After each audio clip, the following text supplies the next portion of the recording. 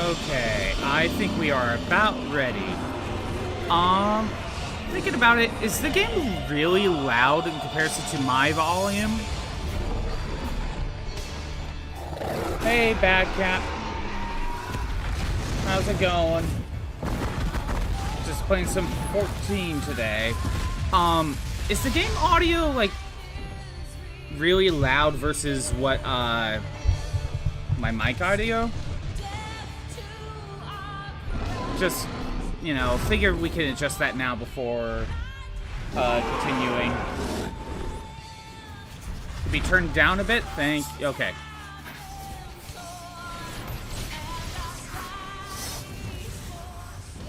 How's that? It is loud for explosions only. Well, depending on how many explosions there are. How's that?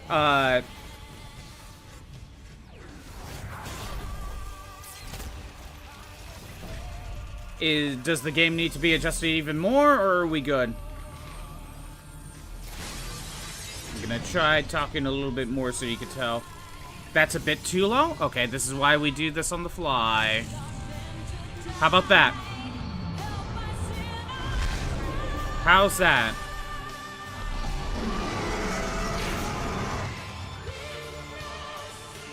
I mean, Bad Cap is saying is good. What about you, Tyler? I can also sit a little bit. I think I could be a little bit closer to my mic. That'll help a little bit, but we're good? Okay. By the way, before we start this, I added another rhythm game, Tyler, because during yesterday's stream, Final Fantasy came in, so that's now available for redeem. But I think we shall go ahead and get this started, probably, right? I think everything's fine. So, laptop seems fine, phone seems fine. Alright. We're gonna swap it over, and I think we'll just get started. We did try it out a little bit yesterday, Tyler, because Crimson did the redeem and we tried it out. I have to unlock the songs. So I've been playing a little bit on my own time to try to unlock try to unlock what I can. Why'd we drop? Okay, I think we're fine. Anyway. It's been playing for a while. Let's go ahead and jump right in.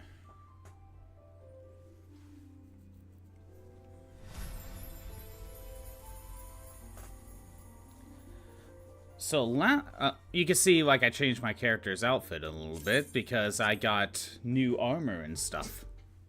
Right, Molly? Oh, I know. To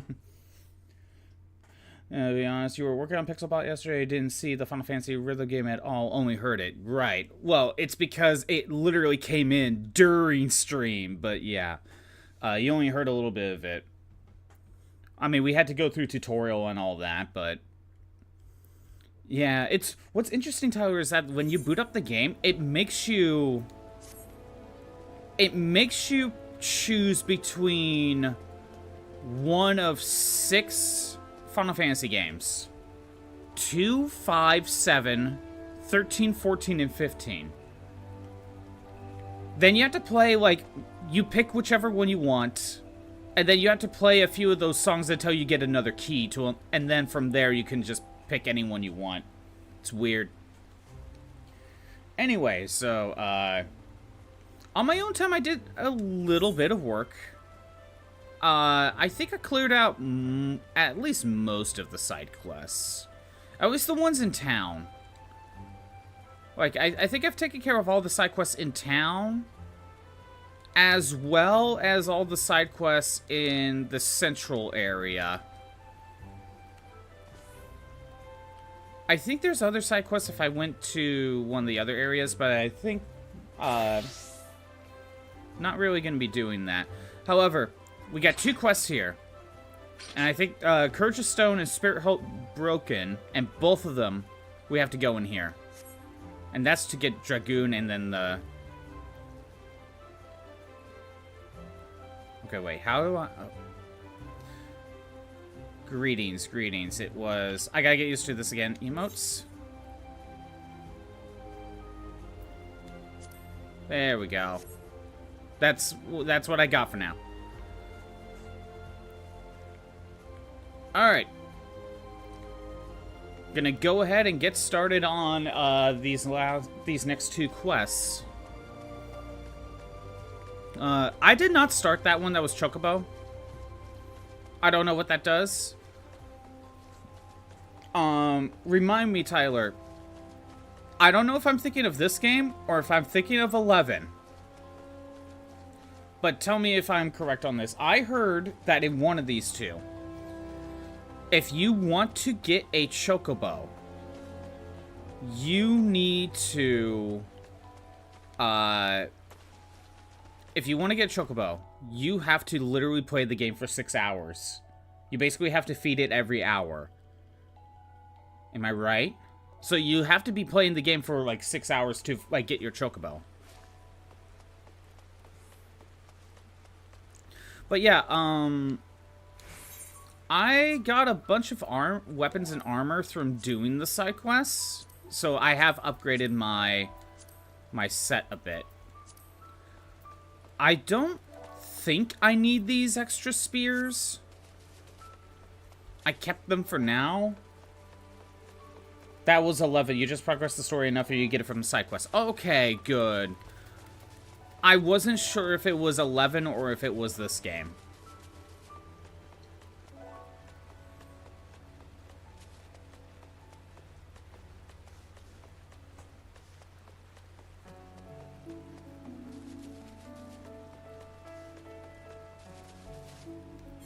We are trying to head to... Oh, there is a job. There is one side quest over there that I didn't do. This one. But this one is a... gets you a job. And I figured I should at least do those ones on screen. Because that's a actual meaningful unlock. Well, like, all the other ones are there. They're like, oh, go deliver this thing. Go kill these enemies. Go talk to this person, you know? Very just back and forth, kind of, you know, not that interesting side quests. But I think the job ones are probably important enough to show on stream. I'm gonna be forced into this.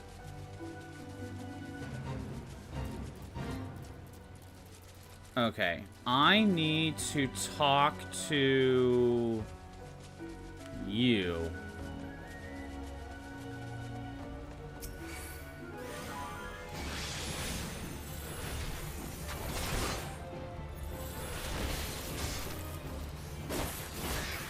Gotta get rid of these imps.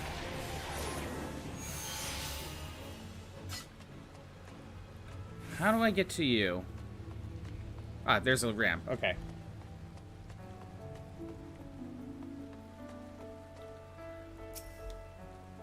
Who goes there? An adventurer, is it? Here at Instructor Galfield's request, you say? Thank the matron. Doubtless you already know this, but a towering shadow manifested without a warning and attacked the hearer in the midst of the rite. Most of his party has been successfully evacuated, but 5 remain unaccounted for. Please find them and see them out of harm's way. Okay, so we gotta rescue the missing conjurers. I think I'm just waiting for you to get here.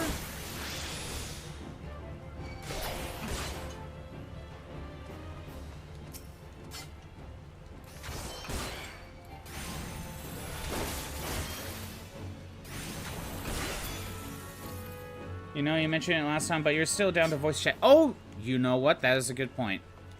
Let me get out of range. Let me get out of range. Because I forgot to set up something like that.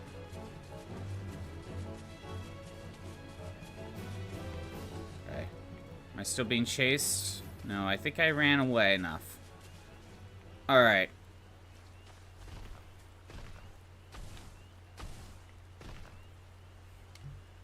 You know what?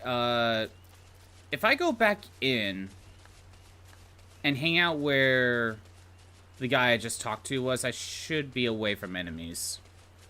And potentially safe. Yeah, I should be fine if I just kind of hang out, like, right back here. Alright. Go setting up comms. We shall do that.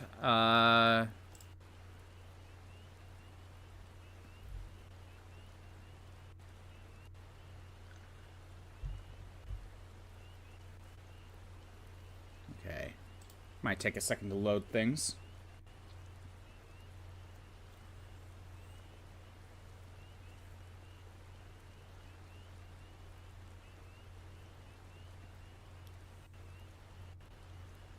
Hope we won't have too many issues.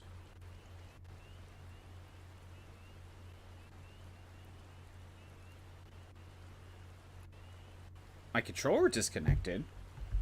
The hell?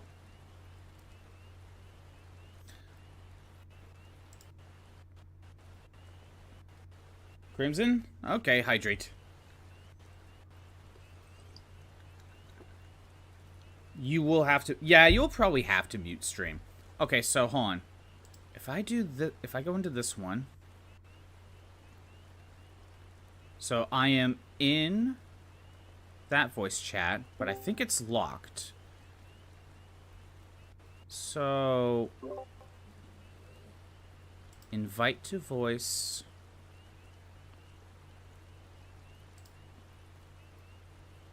Okay. I sent you a voice I sent you an invite, Tyler. It will be in the live stream voice chat, not the general.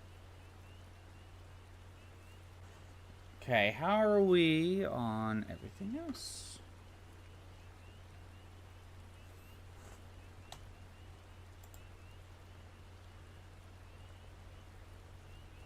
Okay. I think we're still fine on the YouTube side. It's not showing up? How so? Did I screw it up? Okay, I screwed it up. Try it again.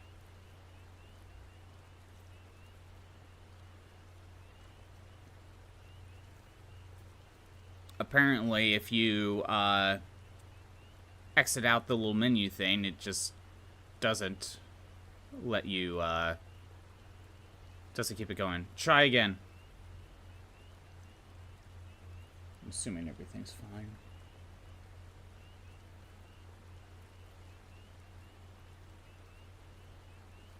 Still not working, huh? Only select members and roles can view this channel, but I sent you an invite specifically.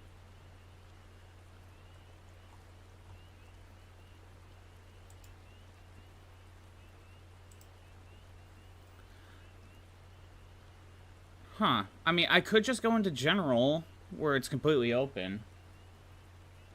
Still need to allow you, but that's where that's why I specifically... I sent you the invite for this.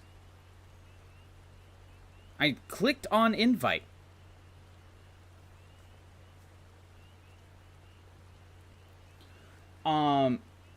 Is it... Okay. Well, I could try going to general, if I have to.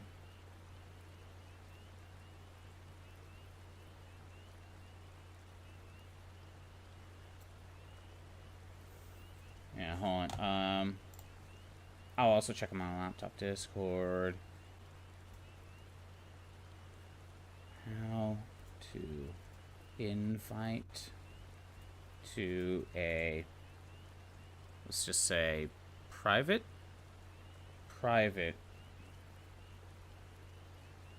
voice call.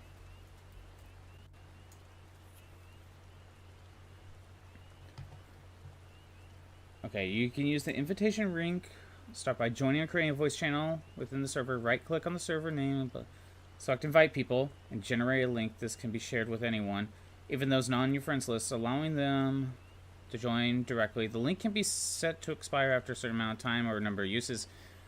Specific voice channel, not the entire server. Once the guest leaves the voice channel, they automatically remove from the server unless they rejoin using the link again. It's known as invite guests. Okay, how do you accept it, though?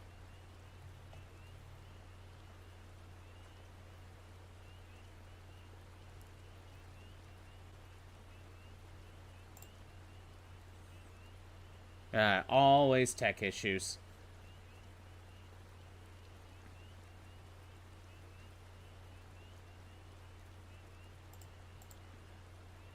What's going on here?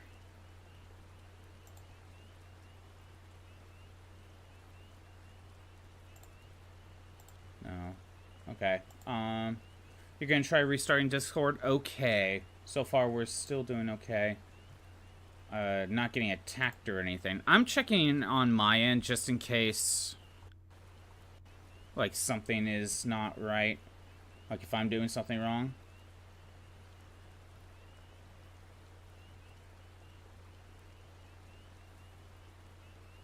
You can also open DM with...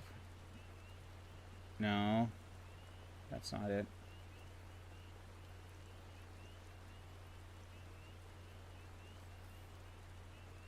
Yeah, I am in the voice chat. I should be... I am fine. What am I hearing? What's that? What was that? Fate failed. Oh, okay. I don't care.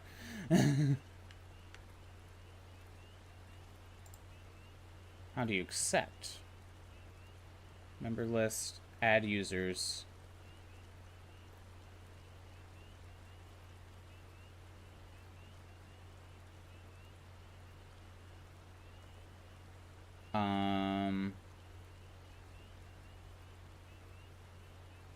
Private calls.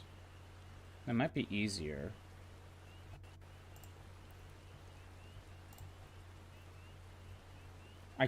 We could probably just set up a private call instead. It might be easier.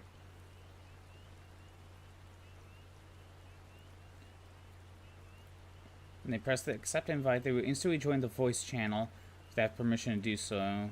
If they are not in the server, they would get the same message as an expired server invite. Oh, wait.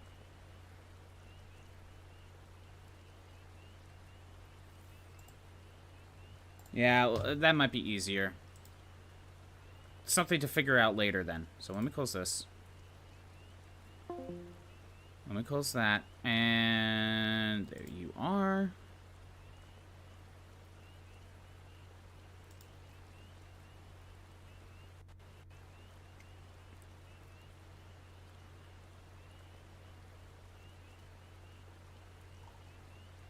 Okay, hold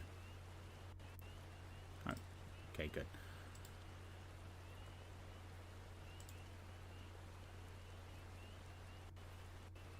Oh, Tyler, it ended up being in, like, your messages. Like, that's where the link was.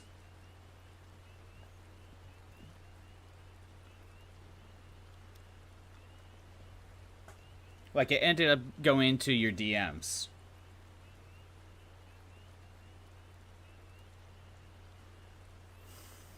Did that... You clicked on those, it didn't work? Oh, okay. Well,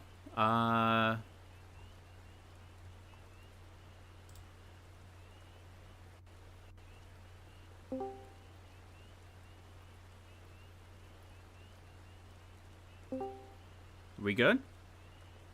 I think so. Okay, that works. I can hear you. You can hear me, I'm assuming. Anyway, in chat this whole time. Yeah. Batcap, if you're still in here, can you hear Tyler? Or if anyone's in chat, can you hear Tyler? Batcap can hear him? Okay. I think we're good. Alright, that's all fixed. Nice. Okay. This should make assisting you way easier, so... Oh, yeah, for sure. I don't know why I said that as if I'm like Siri or something, but you get what I mean.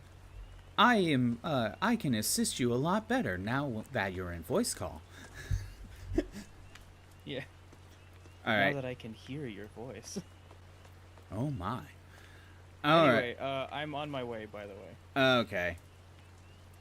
Right now they want me I to... was the one that greeted you, just in case you had forgotten. No, I saw that. I saw it in the little chat box in the bottom left corner that I barely look at.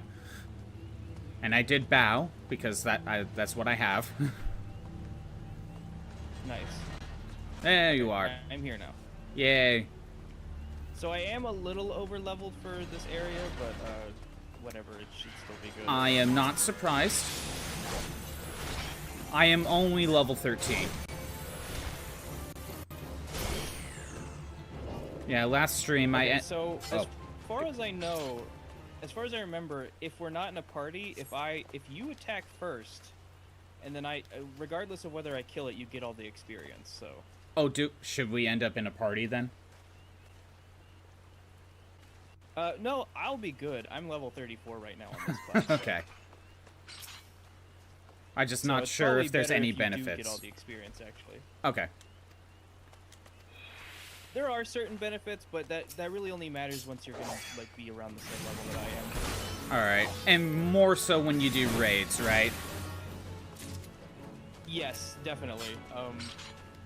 Because being in a party is like the only way we can really queue up together. Of course.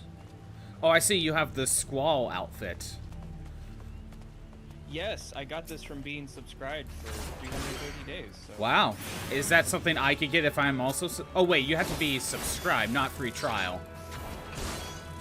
Yes. But that is something anyone can get. Yes. Alright, good. At least it wasn't a limited time thing. Oh, yeah, no. I have it for my Gunbreaker, too, which is like the actual one that it fits with. Right. Makes sense. Gunblade, Gunbreaker. Yeah. I tried... See, this is interesting because this is my... I had tried tanking in the past with Gunbreaker, but the problem is that one starts at, like, level 60. Oh, really? So I had all the level 60 actions, and I was a little overwhelmed. But I tried from scratch with this one, and I like tanking enough, I guess. Oh, okay. Alright. This should be the Dragoon side quest. Yeah, okay. Is there voice acting, or do I have to voice? Oh, yeah, actually, did I mention that, Dragoon doesn't unlock until level 30? Oh, okay. Well, at least we'll get it unlocked. Or yeah, you'll get it eventually. It's just a matter of time. Yeah, I don't know if I should be voice acting during voice calls or not, or just keep it going like normal. I'm not used to doing voice calls on stream. I only did it like once before. Oh, no, you... Hey, that's fine. Feel free to voice act. Right. If when you need to. Oh well, finding a golem. Once it decides to load. There we go. There you are. I think I did a bit of Lancer like ages ago. So, is there a reason to stay as Lancer versus swapping to Dragoon as soon as possible? No, there is not a reason to stay as Lancer. Alright. For one, most of the actions you'll get from the job come from being a Dragoon. Okay, after this, I really need to turn down the game volume. I can barely hear you when the game gets loud. It does get loud. Okay. Well, that was easy. Okay, now that I have you know what? When it comes to like the job quests, they don't get super difficult until later on. Oh, really? So I can turn it down. With the exception of Samurai. I actually don't know how to turn down Samurai has a this weird volume. difficulty spike at some point. I actually don't know how to turn down the volume on my end because it's more of the game is drowning. Yeah, the game is drowning Tyler out. That is a for sure thing. But I don't really know how to set that up. You correctly. might have to turn it down in game and then turn it back up in OBS, I would say. Turn it down in game. So get into the settings after this little cutscene then. That might be best then. Yes.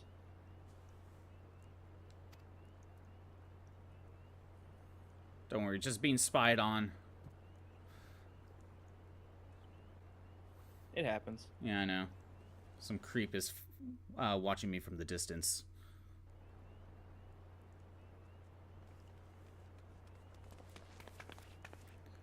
Oh, yeah. Papalomo? I keep forgetting how his name is pronounced, but, like, because I played Dissidia Opera Omnia a lot, I actually know a bit about these characters, at least a little bit. So, I know the twist with Yida. I think that was her name, Yida. Oh, damn, okay. Yeah, I know that twist. Yeah, I'm not going to say it, but I know it. It's pronounced Papa Limo, by the way. Papa Limo. It's always so weird, because Dissidia doesn't have voice acting, or it didn't, you know, when it was still on. So I just kind of had to guess. You know what? That's fair. Especially since some of these names are really weird, too. I think all of 14's names are probably weird. I mean, there is one character, you haven't been introduced to her yet. But one character in particular, they've said it a few times, I still don't know how to pronounce it. Okay. Do you think maybe they're trying to summon their primal? I hope not, for all our sakes, yet we must be prepared for the worst. I think I will try to voice some of these important lines, because even if I were to try to leave them on screen, my overlay can block some of the text. Whether the same fate has befallen the Emerald Moss, not the Emerald Moss, it is as we feared, Dalman's anomaly is affecting the life of the Twelves Wood. You mean the disturbance in the aesthetic flow? The very same. The Garleans have a lot to answer for. The imbalance they have created is plunging in the land of chaos, or into chaos, whatever, just as Luis forewarned. It is no wonder the primals have started appearing. Time is against us, but there is still hope for the land. We must hold fast to that hope and fight to the very last. Agreed. Yeah, I know the twist about Yida. I know that twist. Okay. Yeah, thankfully I didn't, so... Yeah, I played a lot of Opera Omnia, and they had a lot of 14 characters in there.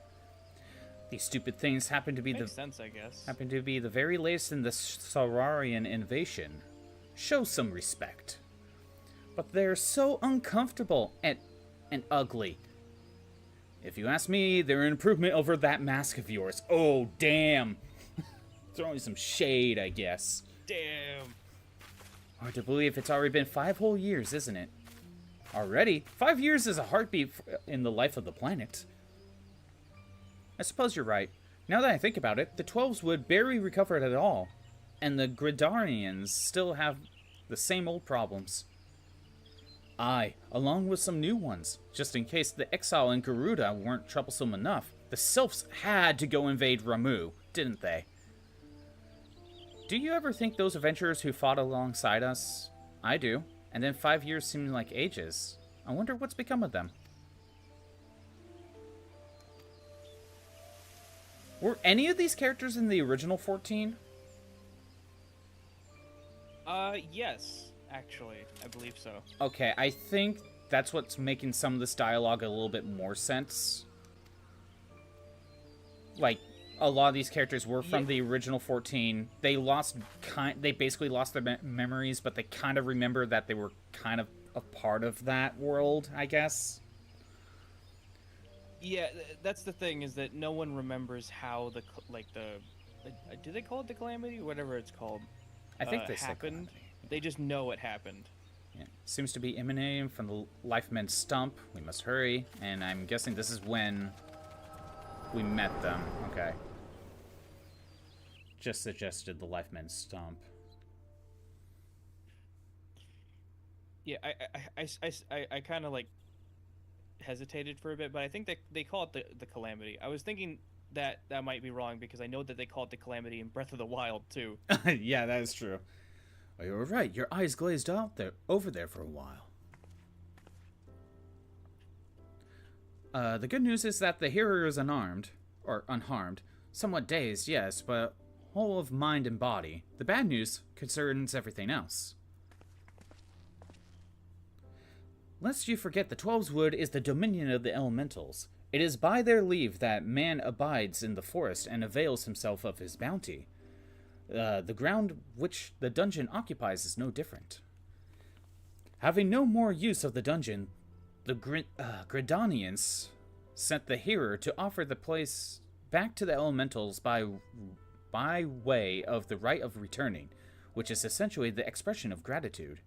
Alas, he failed to complete the ritual for obvious reasons. While the poor soul cannot be blamed for this, the fact remains that unless the elementals are given their due, they may well consider it a slight, and the very last thing the Gridanians can afford to do in these uncertain times is risk alienating the Twelveswood eternal guardians. But you have more than done your part. We shall see the hearer to safety, and send for his peers to finish the rite. In the meantime, please make your way outside and report to Alstein. Alistaine? Whatever.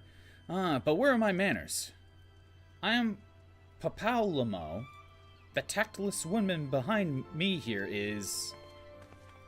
Yida. Or Wida? Ida? I forget. Papaulamo and I are surveying the Twelveswood together. What was that? Ida. Ida. Ida. Instead of a Y, it sounds like an I. Thanks, game. Pleased to meet you. Yes. Ida, give me your hand. Give me a hand, would you?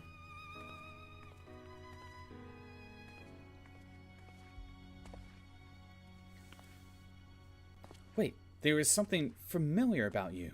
Could it be that you are... Never mind. Doubtless my eyes are playing tricks. Till we meet again.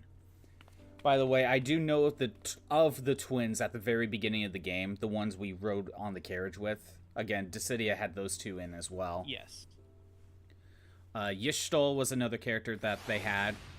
Actually, Yishtol was one you started off with, actually. Yeah, Ishtola. Yeah, Ishtola, thank you. Wait, what the hell is in here? Stone of Courage. Oh, this is what I need.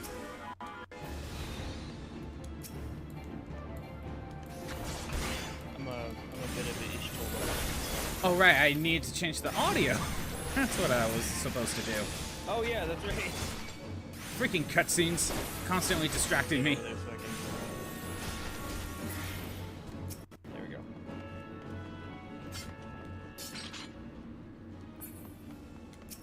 I will stand watch while you poke through settings. Well, I also gotta get the Stone of Courage. There we go. Well, yeah, once you do that. Alright, let's get to... Probably... Not you. Leave me alone.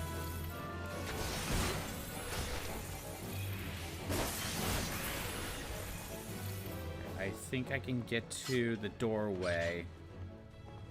Alright. Settings. Let's see. Audio. Where would audio be? System configuration. There we go. Volume. Probably the master volume, right? So let's turn that Yeah, down. I would say probably master volume. Okay, I have it at 50 right now. Let's see how well that works. Okay, that should be good then. Yeah, I swapped it to 50. That should help. Okay. Well, I guess attack something and we'll find out. A lot better. All right. Great. Well, we'll find out what, like, Badcap says, of course. But that will probably yeah, make a that's true. difference.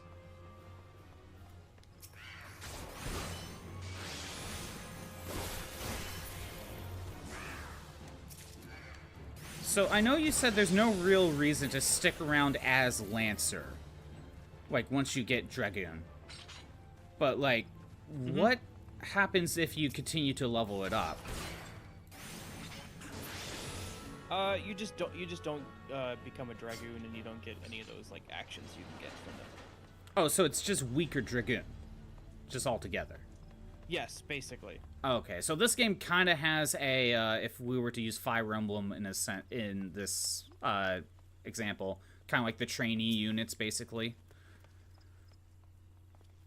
Yeah, I'll just agree with you because I've never played Fire Emblem. Okay. Any answers to my own, but I need to discuss this. I think you get the idea anyway. Yeah, these are just trainee job classes, and then you go into your real job classes once you can unlock them. Essentially, yes. Okay. All right, where do I go? I think I need to go back into town for both of these requests. Yeah, it kind of looks like it. I will go to Bent Branch Meadows to accept that job quest. Because, like you said, the blue ones are the jobs, and I figured I'd at least do those on stream. Yeah. There are other blue quests, but like your main job quests are always going to be blue. So. Okay. I think maybe saving the blue ones for on stream, if they're notable rewards, I think that's probably fair. Yeah, I think that's probably for the best because, you know, even if they're not specifically job quests, they do typically unlock stuff like mechanics and other things. Okay, yeah. And I know I needed to I couldn't start doing any of like the fishing or stuff like that until I continued on with this for a little bit, so I wasn't able to do any of that. Sadly, it would be like I think I had to complete this quest, so I was literally one quest away before starting like any of those on my own time. Oh, okay, gotcha. Yeah, don't you just hate it? You were one quest away. Yeah, that's how it goes. Yeah. By the way, I don't remember when it is exactly, but you will be able to travel to other city-states here soon as well. I had a feeling we probably were getting close to wrapping up with this area. Yeah, because the game really opens up once that happens, of course. Right. Gotta stick you in tutorial land for 5 hours before the game can open up. Welcome to MMOs. I know, right? I've played my fair share of Guild Wars. Yeah, I played a bit of Guild Wars 2 myself. Not very much, though. I played a good amount. Oh, I gotta go south. I think I also played a tiny bit of old school RuneScape, but like very, very little. I did a decent amount of RuneScape when I was younger, back in like middle school. But that was one of those, we play for a little bit, forget our password, start over, rinse, repeat. Gotcha. So never really played a huge amount of RuneScape. But it is one we did play often. I got it wasn't it wasn't that for me. I just got kind of bored after a while. I could see that.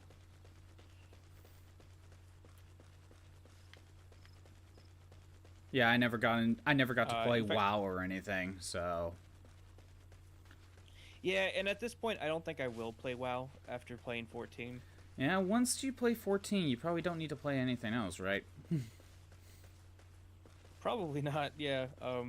At least Guild Wars is also a free one. This has been my as MMO well. of choice. Right. That's true. Guild Wars 2 is a good one, at least. Yeah. I know I do think that their upgrade now. model is a lot better. Oh, how so? Because the way that you upgrade, because technically the free account is like, it's just the base game, but the way that you upgrade is just by buying the expansions. Yeah. and then you have an account forever after that. Right. Okay. To proceed with the quest, you may visit any residential ward within Lavender Bends. But Lavender Bends is Oh, a this is the different... housing area. Oh. Lavender Bends is a completely different area, isn't it? Yes, it's where you can buy housing. Okay, so I can't get there yet. I think this quest is to go there, actually. Talk to the ferryman and see if you can get there. I wasn't really reading what she was saying. So, okay. Fair enough. This ferry is bound to Lavender Bends. Will we be traveling? Okay, wait a minute. Housing. Each of the 3 nations has established residential district. Okay. Each is divided into wards, which turn house 60 plots, estate halls. Okay. I guess we could do this now? Yeah, just you don't even have to like really do anything but look around for it, and then for a bit, and then come back. So. Oh shit. Let's just go to 30. I don't even know. I'm just gonna pick the 30 ward plots 1 through 30 and go from there. Sure. I just need to go there and come back, right? Yeah, I think you have to talk to someone there, but after that you can just come back. Okay. It's just to give you an idea of what these housing areas look like in the event that you do want to get one yourself. Right. And that's probably like a very late game thing to do. Yes. Either that or you have a free company, which is basically a guild, so. Ah, okay. Which, now that I think about it, you probably won't be starting a free company very early game anyway, so. Yeah, exactly. How long do you think until we get to, like, a raid boss? That's going to be... It depends. Because there are trials throughout the story that are kind of like raid bosses, but they're not technically called raids. I guess I should say the first boss you kind of get to refight over and over and over again to try to get good gear. Okay. Well, I know that the first boss you get to is around level 20. I don't know if they drop any gear, though. Okay. Okay, hold on, let me see here. Because there's our first real raid will be like, well, that isn't like an end game raid, basically. I believe is going to be the Crystal Tower, actually. Oh, great. They brought in the Crystal Tower. Fantastic. Yeah, and it's that's an alliance raid, which is not... That one's interesting. That's like I think it's 24 people. Oh, wow. So I talked to the one but you person. can get special stuff from it. Right. Because I'm curious on when we'll get to something like that. Because that's something where probably beat the raid or the boss once on stream. Kind of like what I did with Monster Hunter. Do it once on stream, and then, like, if I feel like it, do, like, any sort of grinding off stream. Yeah. Yeah. I mean, maybe Ifrit does... Oh, shit. I just gave it up. Oh, no. It's Ifrit in a Final Fantasy game. Who would have guessed? I mean, I know, but still. Yeah. But your first boss will probably be around level 20. Maybe they drop some gear, though. Right. If it's something worth grinding for, anyway. Yeah, which at level 20, it might be. Hey, if it gives something to do. There's also the extreme versions, too. I'm guessing that's, like, something you come back at level 60, right? Or 50 in this case. Yeah,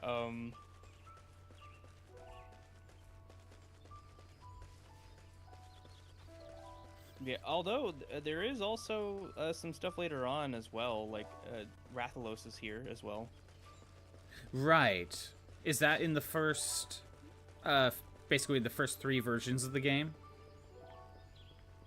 Yes, that's in Stormblood, so... Stormblood, and that's the 3rd one?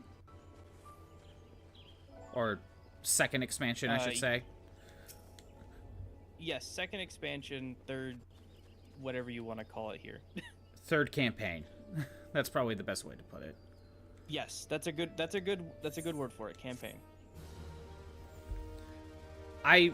When I say third, I refer to campaigns, but yeah, without actually saying it, because it's just a lot easier to. It's a lot easier to say instead of like, oh, base game, second campaign, or yeah, base game, second expansion. Yeah, campaign is a good way to put it. All right, I'm gonna just teleport back because that's where I need to head back into town. Gotcha. And that'll be faster.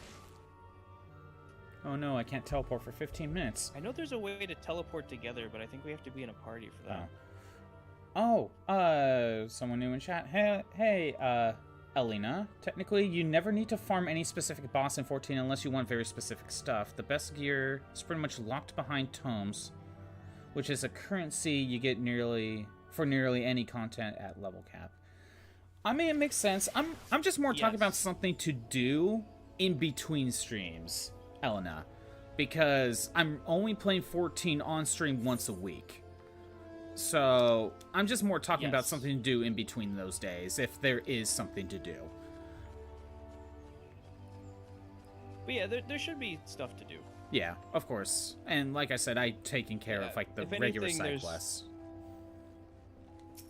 If anything, there's an overwhelming amount of stuff to do. Yeah, true. It's just the amount of however to split it up for a stream, I guess. Yeah, it's funny, dude, especially once you get into like. Get into what?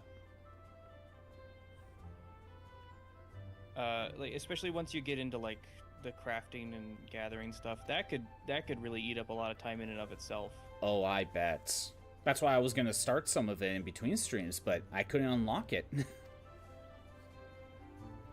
Yeah, I think you have to get to a certain point before you can switch jobs.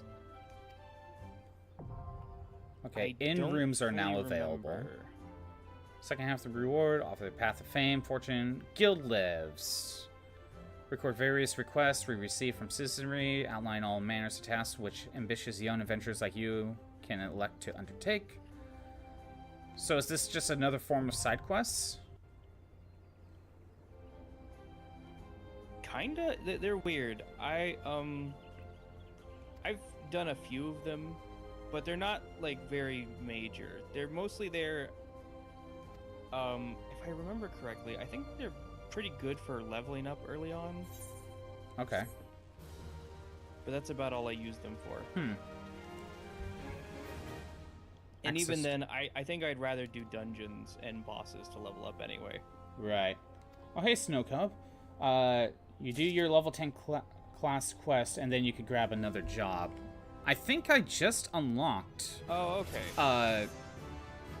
Dragoon, or I'm about to, anyway. I guess we'll start up this next main quest while we're here. How's your favorite fresh choice? Yeah, no, you're not going to be in Dragoon for a bit, so... Yeah, you're saying I needed, like, another 15-ish levels to do that? Yeah, that's going to be level 30. Dragoon is at level 30. Yeah, it's going to be a little bit. But at least getting it unlocked is a good idea. Yes, it's a good idea to do your class quests. Mm-hmm. If only because you get more actions and armor out of it. Of course. Just starting up some important quests. Adventurers Guild lives, document requests. Should interest be piqued? Just whatever. Probably have to do at least the basic one at some point. I gotta go turn in a couple quests. Especially the whole Dragoon one. That one's important. Yes. Lock behind story progress. That is another thing, so it's a good idea to do those. Okay, hold on. Ethernet. We're gonna get through it.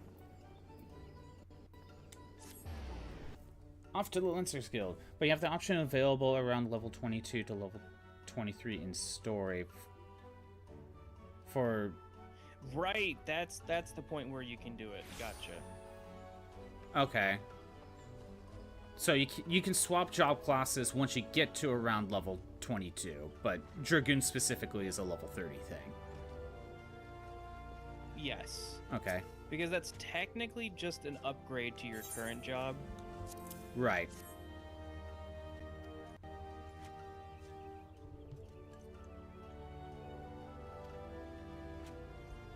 So, you know, we got this Lancer that's like that moved the rock, right? I'm assuming if you go into a different job class to begin with, it's still a same type of guy, but just with a different weapon, like not a Lancer if you're going into like the mage classes, right? Yeah. In fact, that is how you switch classes. Is you just switch your weapon that you're holding once you've unlocked it. Oh, okay. I know I picked up another weapon that's not a spear, but I haven't swapped to a different job class or anything. I don't think there's really much reason for me to do that just yet. Yeah, I would hold off on it. Maybe I think that, you know, having at least a few DPS jobs might be fun. Mm-hmm. But also trying different roles could also be a good idea as well. Oh, of course. Okay, this is better. And by roles, I mean like tanking and healing and stuff like that. Yeah. That's why sometimes I'm kind of getting the weapons for other job classes just to have, but I haven't swapped to them yet. Like if the reward isn't that good enough. Okay, armory system quests to unlock other classes can be undertaken by speaking to the receptionist at the corresponding guild. In addition to martial classes, you may choose to become a disciple of the hand, which synthesizes items from the hand materials, or a disciple of the land, harvests resources from the field. So these are the like gathering and crafting stuff. Probably. Yes. Finally got those unlocked. Yeah, actually, now that I think about it, what are the crafting? And I know that there's what is it called? Botanist, which is a gathering job. All right. So why can't I do this? Botanist in Gridania, and I think there's carpentry and leather working as well. They give you a weapon when you unlock the quest. Well, I know, like, it's a good idea to keep some weapons anyway, just to swap them out. But yeah, sometimes I'll just get the weapon reward if it's, you know, just to have. And of course, I can't start this quest until I gain one more level. Thanks, game. It's always one level. It's always one level. Where's the other one? Where's the other quest I need to turn in? It is... Oh, we could start the botanist quest. And that's the conjurer's quest. Leather workers. Yeah, the conjurer leads into white mage. Makes sense. At the very least, I'm thinking let's start the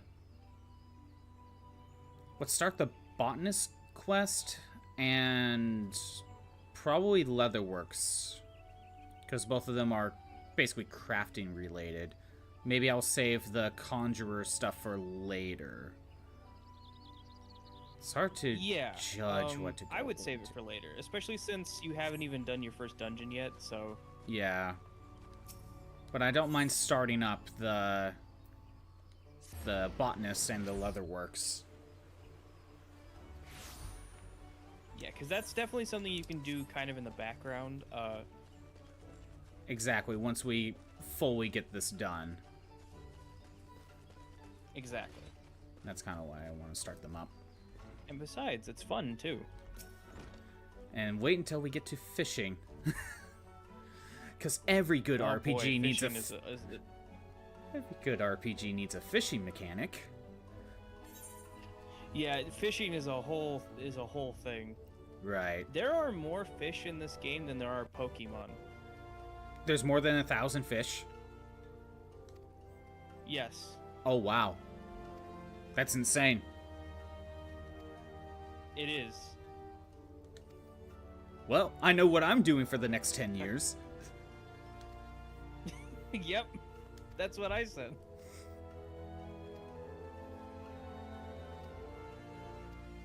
I'm kind of speeding through text.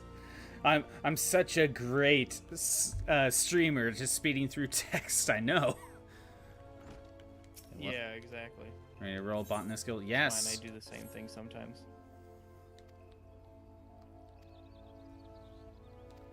All I'll say is, if you want to leave the text, either pull up the VOD and pause it, or play the game yourself. It's a free trial. You should boot it up. Why haven't you played it yet? It's free. Yeah. What's stopping you?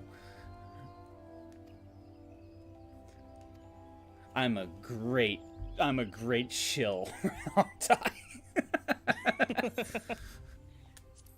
What's that in your pocket? A check from Square Enix. Oh my, man, if only Dissidia was still a thing, because I would totally shill for that. Square Enix, bring it back up, and I will shill hard. I have never paid a cent in that game, but I will totally spend thousands of dollars if you bring it back.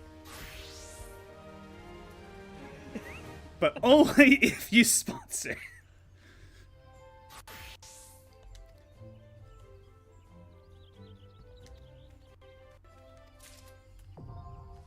Okay, gathering log obtained, so I guess that's all good to go.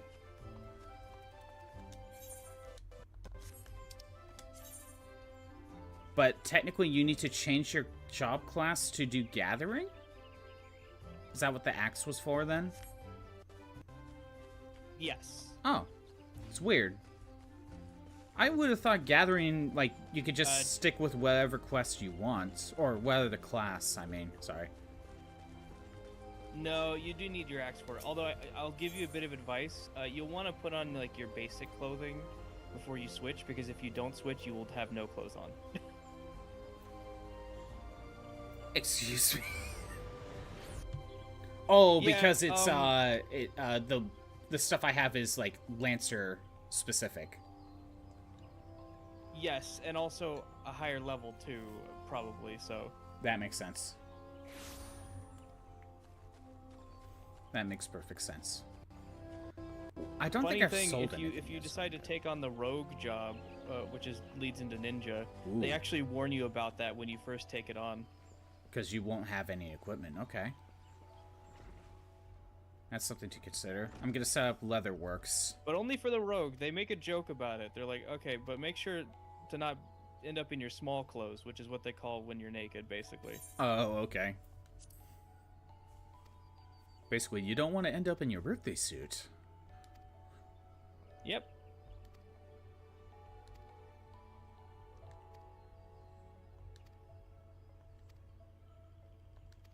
Yeah, we're going to start Leatherworks, so that way I get something to do in between streams. But I'll save Conjurer for later. Yeah, and crafting is actually really involved in this game, believe it or not. So I'm assuming crafting your own armor is probably just way better than buying, right? Yes, because you can get like high quality armor too.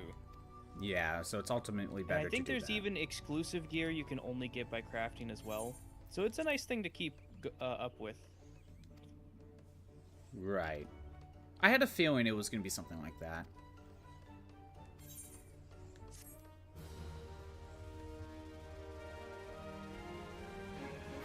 It's so easy just to join these guilds and get these side quests done. Just talk to one person and then talk to another one. Now I got the crafting log.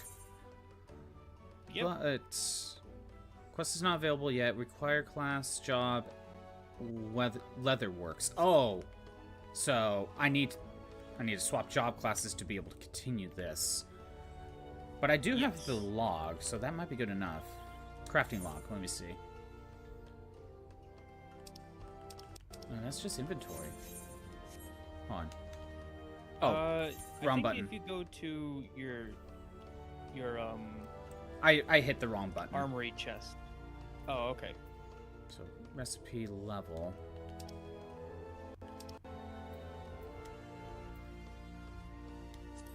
So I can make a bunch of leather stuff.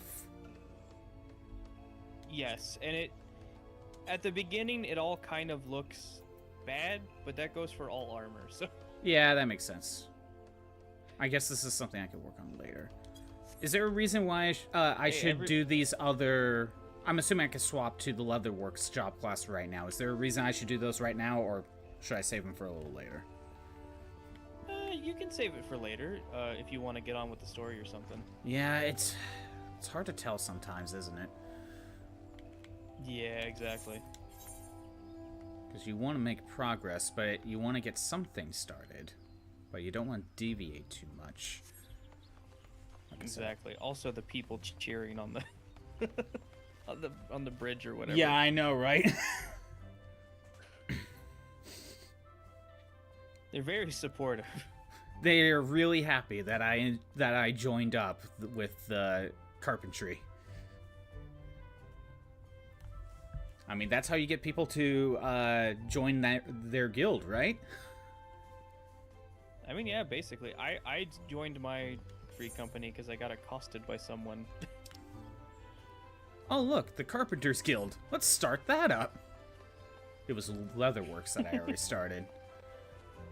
Carpentry. Let's start this up. Get all of these basic ones started up.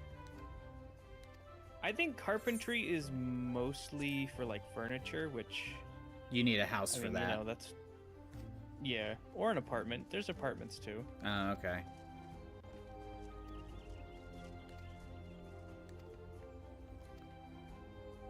But at least getting it started right now.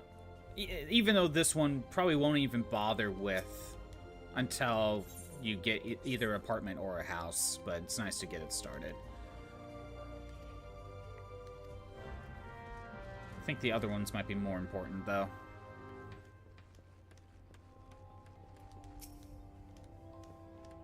Guildmaster, I wish to join your crew. Don't you have like 5 guilds that you're already part of it? I'm gonna be a carpenter. Okay, sir. Whatever you say.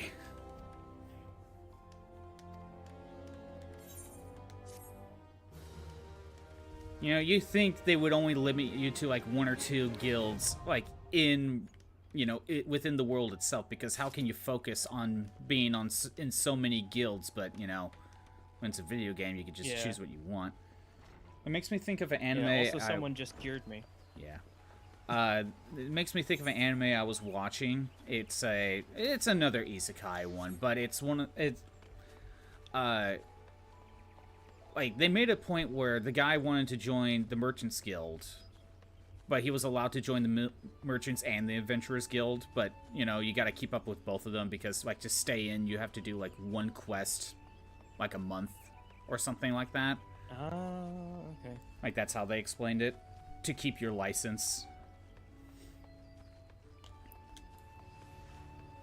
I haven't seen much isekai, personally, so... Yeah, I don't watch too many either. They're all basically the same. This one is... I think the only one I've seen that I really enjoy is Dot Hack. I have not seen Dot Hack. And that was in the early 2000s, wasn't it? Yeah, that was an early one. So that was before SAO, where it got oversaturated. Yes.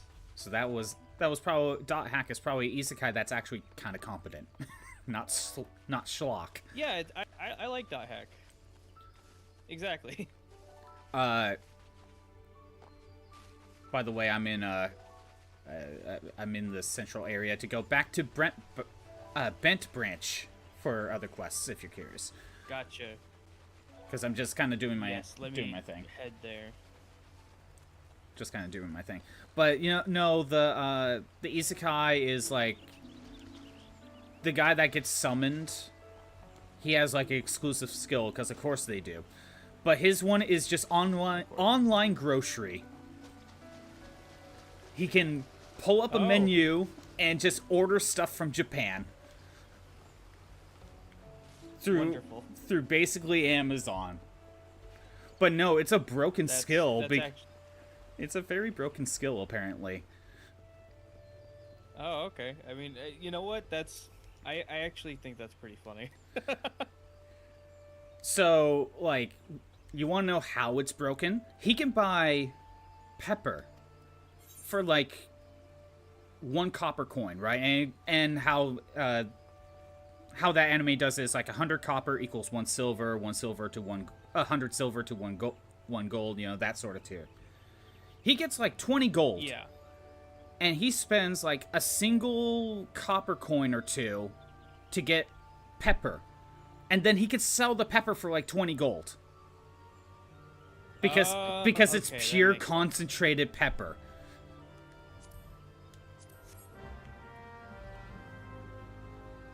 I see where that would be broken then, yeah. Yeah, and even the food that he would get from here, from, like, Japan, is way better quality than within that world. So whenever he makes food, it's so good that it gives temporary stat buffs. Okay, I see. Like, 20% strength boost for an hour. I don't know about you, Yeah, but that sounds sense. really... Just like... That sounds really good. It is really good. I was just gonna say, just like War of the Worlds 2025, Amazon saves the day. Of course. Okay, so... I think I started one of these left quests by accident. Report to the Central Shroud. Yeah, I guess I could do that a little bit later. I think those ones I have a time limit. Yes, those are weird. You head to like the area where you're supposed to go, and then you activate the quest basically when you're in the area, and then you have a time limit. Okay. It's very bizarre. It's a weird way to do quests. Yeah. Yeah, I think the anime I was watching, though, I think it's called Campfire Cooking in Another World with My Broken Skill or something like that. That sounds about right. I mean, how? Tell me it's a light novel without telling me it's a light novel adaptation. Yeah, exactly. When it's a full sentence for the title, that's how you know it's a light novel. Yeah, but you know the thing I like about Dot Hack, specifically the first series, which is Dot Hack Sign, I think. Okay. Yeah, Dot Hack Sign. You know how in most isekais, like the main character gets isekai'd and it's like super cool and all that. The world is super cool. Yeah, and stuff like that. Okay. The thing is that Dot Hack Sign, him being isekai'd makes his life completely fucking miserable. That's hilarious. It's great. I love it. He's just like, I don't want to be here. I just want to go home. This world sucks. Yeah, exactly. Kind of makes me think of ReZero, because I watched that one. That one is... Okay. I haven't seen that one. That one has an interesting premise. Imagine, it kind of takes the idea of, like, video games, how you can make your save, right? And then when you die, you go back to your save. Now, imagine, like, having a horrible death, and then having to keep the memory of that awful death, and then just reloading the save. And it's just like a it's like Groundhog Day. Oh, yeah. You know what? That is actually pretty interesting. So, like, he's just constantly in a time loop of sorts. Until he basically finds the right dialogue tree to move on to the next day. Yeah, okay, that's interesting.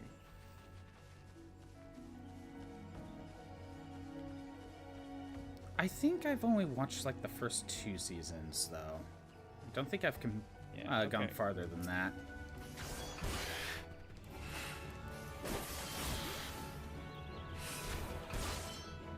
But, of course, Konosuba is, like, the best isekai, because it's the most hilarious. Oh, well, yeah, that's a given. Have you seen Konosuba? I've seen a bit of it. I need to watch more of it, actually. I still need to watch season 3. I'm behind I on don't a even lot of think I anime. finished season 1. Oh my I god. meant to, but Konosuba's so good. I know it is. I just don't watch anime that much, I guess. Makes sense. Especially when there's a lot of anime that comes out, and most of it is garbage. Yeah, fair enough. That's also most I do TV have my shows. certain things, of course, that I'm into. Like, Actually, I found myself finding a lot of anime films specifically. Like, Perfect Blue is one that I'm a big fan of. that's a movie I still need to watch. A lot of the Yeah, Satoshi it's Kons great. I need to watch. I just recently Yeah, watched Tokyo basically- Godfathers, and that's a good movie. Yeah, basically anything by him is golden, in my opinion. Right. Paprika is another favorite of mine from him. Again, that's another one I need to go and watch.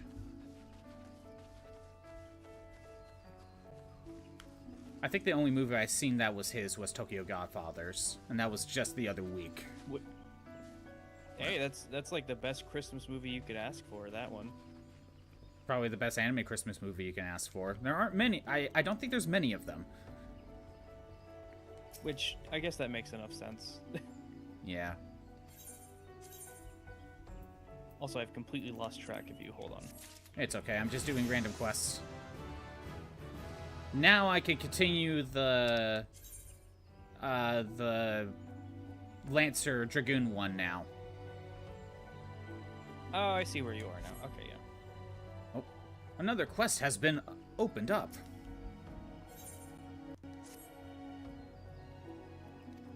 You've got Quest. Okay, hold on. Bakuretsu, la la la. No, L.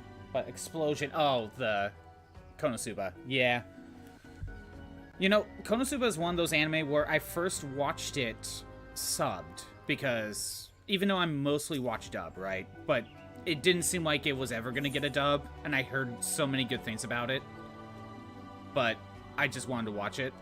And then when it did get a dub, I then rewatched it. Oh, okay. And in my opinion, it's still just as funny in both versions. All right. Fair enough.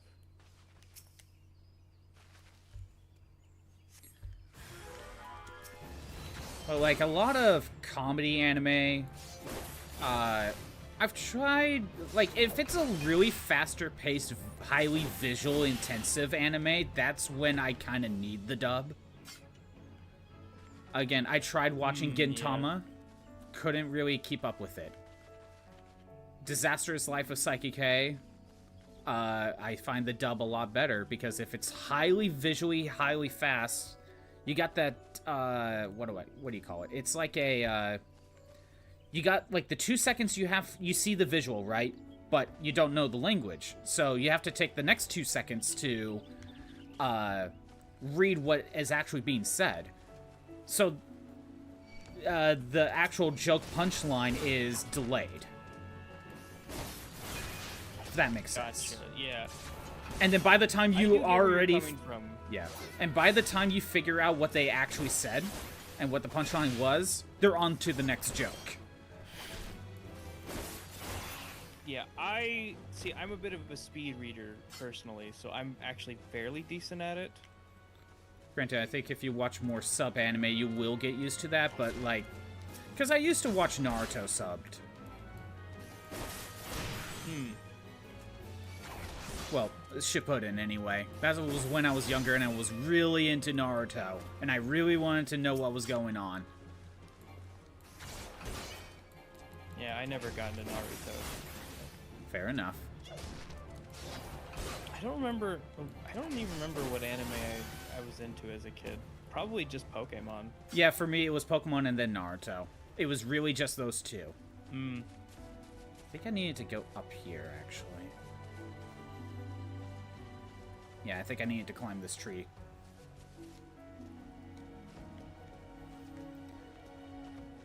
Yeah, no, I wasn't a Dragon Ball. I wasn't a Dragon Ball kid. It was Naruto for me. Yeah. Which, let's be fair, it's Naruto's just basically Dragon Ball, but just for that generation's Dragon Ball. It's kind of similar. It serves the same purposes. I found you, by the way. All right. Fair enough. Yeah, someone just told me about the tree where root. It's like I figured it out just before you told me. It took me like 2 seconds. More than 2 seconds, but you get what I mean. Yeah, I understand. Yeah. But I don't think I watched too much anime other than those two when I was younger. Like, I'm not counting stuff like Avatar: The Last Airbender or, like Teen Titans, where they were anime inspired, but, you know, not really what we're referring to. I wasn't counting those either because, you know, if those did count, then I would have said that because I watched the shit out of both of those shows. Oddly enough, I for some reason didn't get fully into Avatar: The Last Airbender when it came out. I don't know why, but of course I love it now. Well, yeah, you've gone back and now you love it. Yeah, I was just kind of a dumb kid. I don't know why. I was very weird on my preferences, and I couldn't give you a reason. Yeah, I mean, I was always into it, but I don't know why. Other than I just thought it was cool. Right. Apparently, I completed this quest. Although I will say, I think probably the one that I was most into back then was Samurai Jack. Oh, that show is so good. I do have the Blu-rays for that, but I still need to go back and finish it. Okay, there's like 2 more here. I'm trying to freaking find them. Oh, I think that's one. I've been meaning to get the Blu-ray for it as well. Yeah, and it's the one that has all the seasons, including season 5. Oh, yeah, nice. It's like all in one collection. There's the little mushroom. Dang it. Well. At least I didn't die. Okay, actually, that's another thing to know. You can't die from fall damage. Oh, that's good.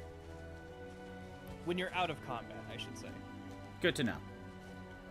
You'll just be at 1 HP. That's a different story. You'll just end up at 1 HP.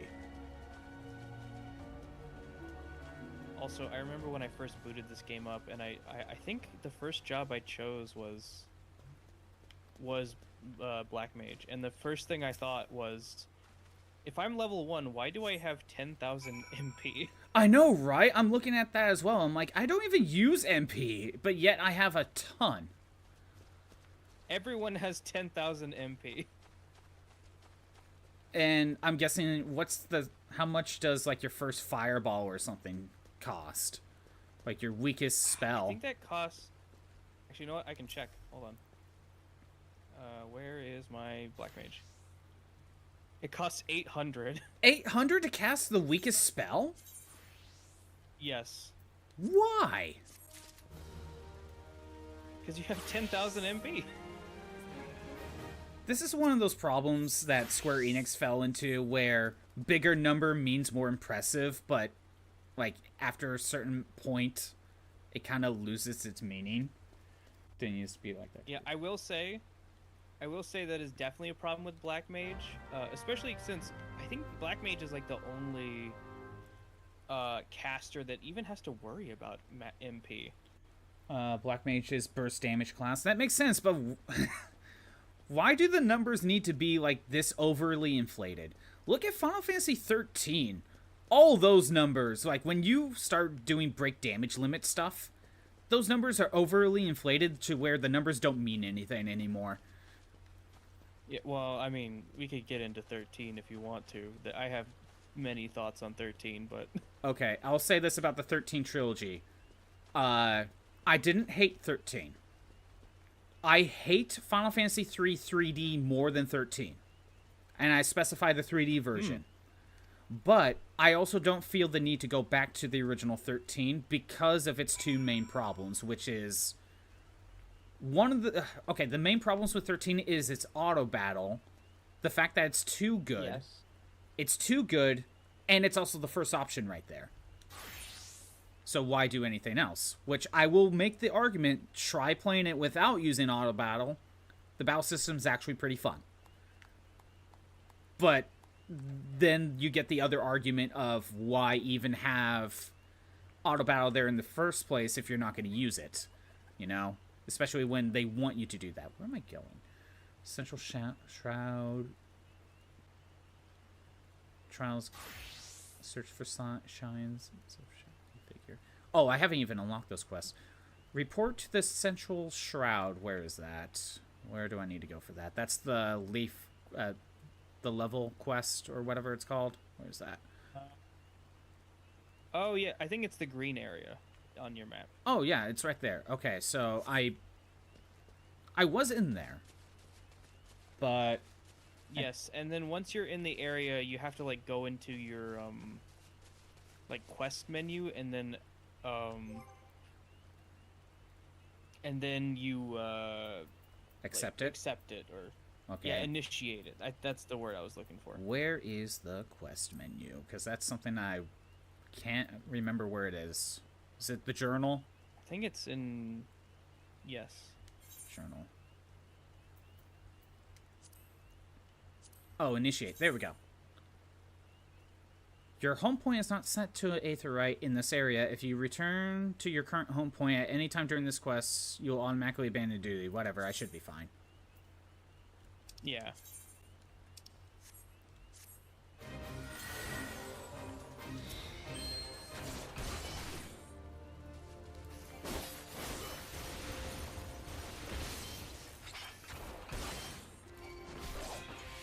Oh, okay. I can't attack them. Never mind.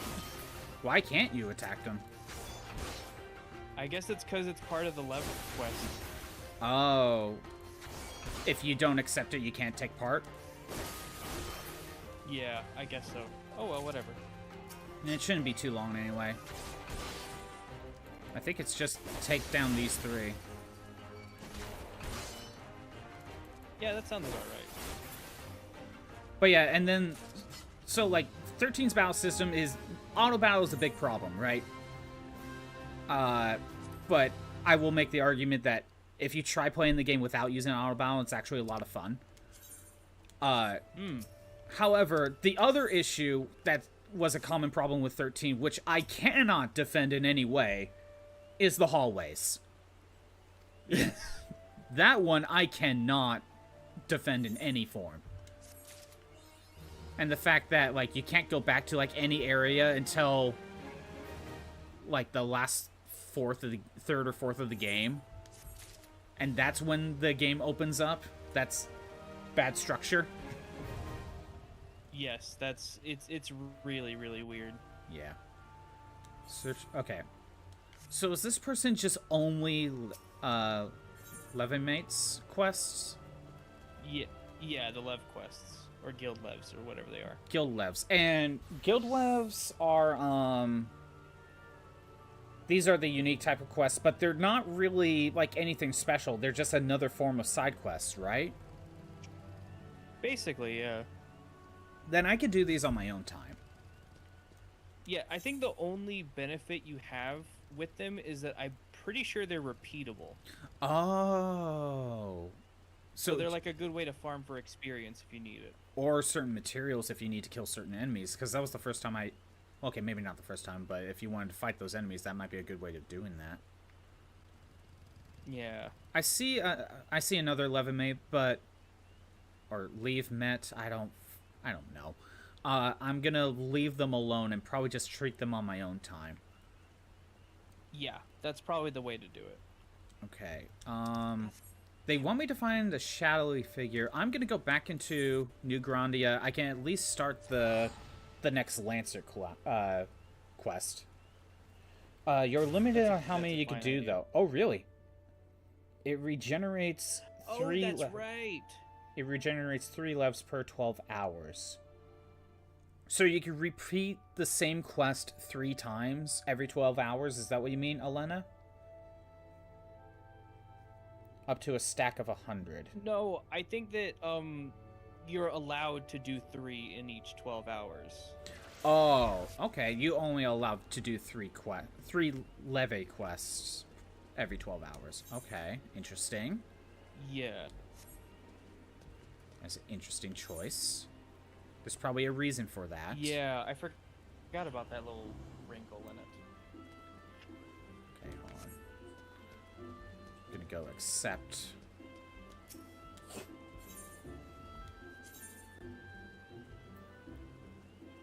Right, I could do Archer's Guild later, some other time. I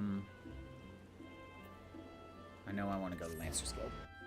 Depends on how much you have stacked. Up to a stack of 100. I don't know what that means. Oh, okay. I didn't know about the... I don't know... I think you can stack how many love quests you can do is what they're saying. Oh, you can keep accepting them, but you can only do 3 of them. Is that what that means? No, I think what they mean is that, like, every 12 hours you get another 3 up to 100. Oh, like, okay. 3 allowances. It regenerates up to 100. If you do none for a month, for example, you'll have 100 available. Okay. I think I'm understanding. Pretty much. I think I'm understanding it. Yeah. All right, let's Which start I this. probably have 100 by this point. I haven't done them in a while. But if they're just the equivalent of just regular side quests, then there isn't a big incentive to do them, right? After a little bit. Yeah, not really. Mm-hmm. They're just Also, did my repeatable mic side screw up? quests. Oh, did it? I don't know. Oh yeah, Scuffbot here? I think Scuffbot's here. Let me go fix that. As in, like, does my mic sound terrible through the... Oh no, Then- I think you're fine. Very Okay. useful for crafter and gatherer. Okay, that makes sense. If you really need certain materials. I think that's... Yeah, I think that's just my... I think that's just my laptop mic that does that. For some reason, my laptop mic has been doing this thing where, it'll just randomly decide to boost my mic volume to max for no reason. Fantastic. Well, I gotta Yeah, get the it's PNG very back fun. up. Oh, gotcha. Yeah, it happens. I don't know why. I think again, the computer can't handle all this stuff going on at the same time. So something has to crash. Yeah, probably. It's either that or stream avatars. At least it's Could not OBS that crashes. You know what? That's fair. Small mercies. Yeah, I know. Okay. Scuffbot's gone. We got that fixed. Gotta swap the back. Okay, so I need to go to East Shroud to continue that Lancer quest. Yeah. Which that sounds like we're finally continuing on. Yeah, you're getting there. Okay, I guess I could go to East Shroud. Looks like it's over here, actually. It's either that or Oh yeah, I think you can take the ferry there. Yeah, it was kind of linking over here. Sweet Bloom Pier. That must be in the East Shroud. Yep, there we go. I believe so. At least it doesn't seem like it costs anything to do the ferries. I think there are a few that do, but they're like 40 gil or something like that. Right. And by that time you have hundreds of gil. Probably, yeah. But yeah, Maybe even hundreds of thousands at some point. right. But yeah, 13-1. Those are my issues with it. It probably has the best plot out of the 3 games, though. Like, it's been a while. I can agree with that. It's been a while since I've played OG 13, so I can't really comment on its actual plot. 13-2 is a way better game, though, because even though it does have the auto battle thing that 13 does, it's not as useful, because they'll purposely put the weakness orders in, like, a bad formation, so it's not as effective. Yeah. Like, if See, you... I will say, I never personally used the auto battle. I just didn't really get into the combat all that much. That is fair. I think the combat is a lot more fun to use once you start getting some abilities. Basically, get your elemental spells, because what you'll see is Okay. what you'll see is an enemy will be weak to they'll have 2 weaknesses, and that's common for each monster. So what you'll do is you'll alternate between like fire, thunder. for the best results. Instead of spamming all fires or all thunders, if you alternate, you fill up the... I forget what it was called, but it was like a break bar where you break their guard and then you can like limit break them, or no, you break the damage limit once you like fully break their armor or whatever it was. And if you alternate between their weaknesses, that bar fills up faster, or fills up more, than just using a single spell. Gotcha. That's the thing about the battle system. And in 13, it will just alternate between the two elemental spells, fire and thunder, right? As an example. Yeah. But in 13.2, it will do something like fire, fire, thunder, thunder, thunder. So it's not as ideal. It will get the job done, but it's not as ideal. And that's what 13 did to change that, where if you use auto battle, you can keep going. Like, you'll get the job done, but you won't be... You could be doing a lot. You could be doing it better. Yeah. And then there's the whole, one of the classes doesn't raise that break meter as much, but it slows the meter from draining down to 0. Whereas the, like the match... okay. Yeah, the physical attacking one would not boost that meter that much, but it slows the meter down from draining to 0. But if you have the magic build one, it does the opposite. It raises the meter very quickly, but it drains the meter very quickly. But if you have like one physical attacker and then like 2 magic attackers, like the slowdown of the bar will still be in effect. So you get to raise it very quickly, but also not drain that fast if you do weird combos like that. Interesting. And then there's one other mechanic that's good to know about 13, and this applies to 13.2 as well.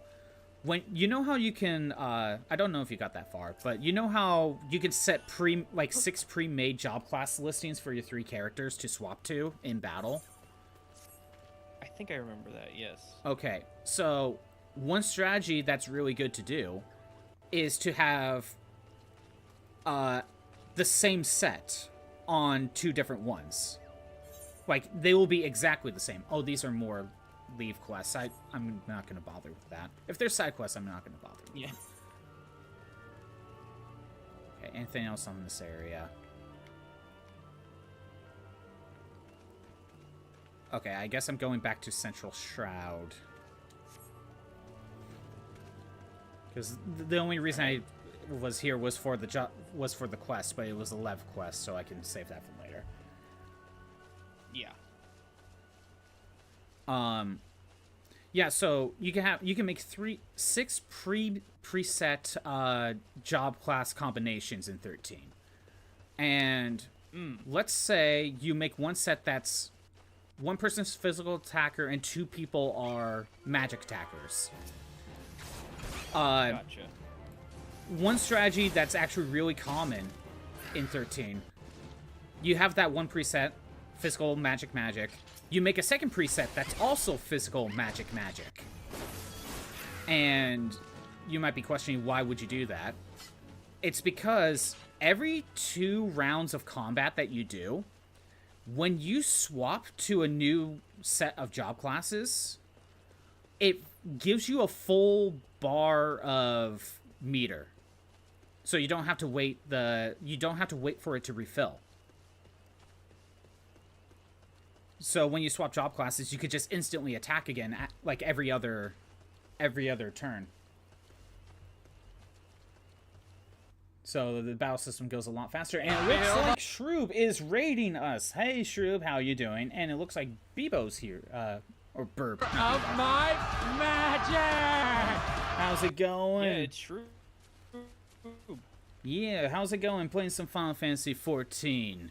And Tyler's here as well. Feel the power of my magic! How was Dead by Daylight, Shroob? How'd it go? Did you win? You hear my beautiful voice. Yes, they can finally hear your voice. That you said you were streaming and then you never told us, so that's on you. Yes, I still feel bad about that, by the way. You should only feel bad for yourself, because that really only affects you. True. Wait, I need to go up there. You brought this upon yourself. You did rinse troop. Very nice. Were you Pyramid Head, or were you one of the survivors? Survived one and killed him. Dead by Daylight. Yeah, they were playing Dead by Daylight. Oh, hey, mistress, how are you? It's been a little bit. So many people here today. And again, just playing some Final Fantasy XIV free trial. If any of you are interested to do Final Fantasy XIV, you could do the free trial. That's what I'm doing. And I'm in the Primal server with the Leviathan world. If you're ever interested. Just doing miscellaneous quests right now, I guess. Trying to progress with the plot. Ooh, wait.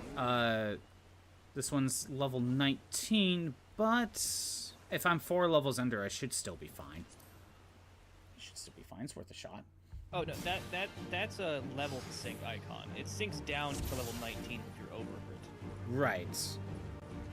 I saw it as a recommended level, but maybe So that's not the best way to view it. Oh yeah, these things are level 12. No.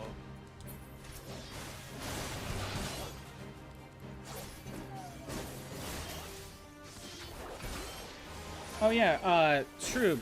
I don't think you caught this yesterday, but during stream yesterday, my copy of the Final Fantasy rhythm game came in. So we have more rhythm game options. I know you'll still probably pick Miku, but we have more options, and that's all that matters.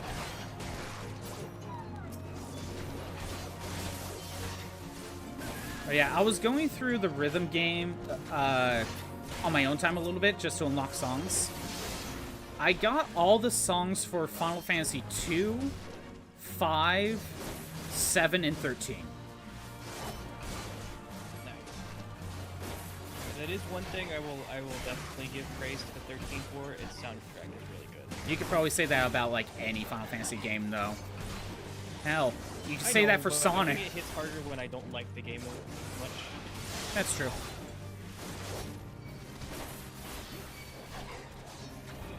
But yeah, it's weird. When you boot up Theorhythm, it's like you're only allowed to pick 6 games for your first song, and then once you pick one, you have to play that game's soundtrack for a little bit until you get another key. But then after you get that next key, you can choose any soundtrack you want. It's weird. Oh, that is weird. It's to kind of get you to play the game.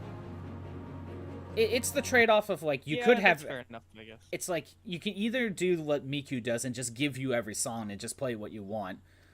But, you know, it's just whatever you feel like. Or you have the progression system of having to play each song at least once in a weird order. But, hey, you gotta play at least every song once. Yeah, that makes sense. And you unlock stuff along the way, like new party members and stuff. Because you gotta unlock each of the characters and level them up to level 99. Yeah. Did you play the 3DS Theorhythms? I played the second one. Okay, so the better one. There's no reason to play the first one if you have the second one. Hell, there's no reason to play the second one if you have the third one. At least I don't think so. True. Yeah, in fact, I think I got at least most of the DLC. Maybe if even all of it. Oh yeah, I did get all of it because I heard the 3DS eShop was shutting down, and I was like, oh well, I definitely have to get the DLC for Final Fantasy Theorhythm then. That's exactly what I did once the 3DS was announced to be shut down. I bought a bunch of stuff, and I made sure to buy all the DLC for Theorhythm. Yeah, me too. But I looked through the DLC on stream, and there's a lot of options for DLC. Hell, when you look at all the bundles for extra songs, it's another $60 to get everything. Oh, good lord. Yeah, I know. And that's like taking advantage of the bundles. So, It's that's gonna be crazy. a while. It's gonna be a while before I get all those. Hopefully Hey, they'll I mean, go you know down what? in I price. think that at least the base game, from what I know, actually has a decent amount of songs anyway. Oh yeah, it does.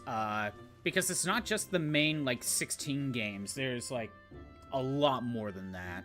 Like it'll cover 13.2, Yeah, it has some of 13.3, the Crystal spin-offs. Chronicles, Chocobo's Dungeon, so many games.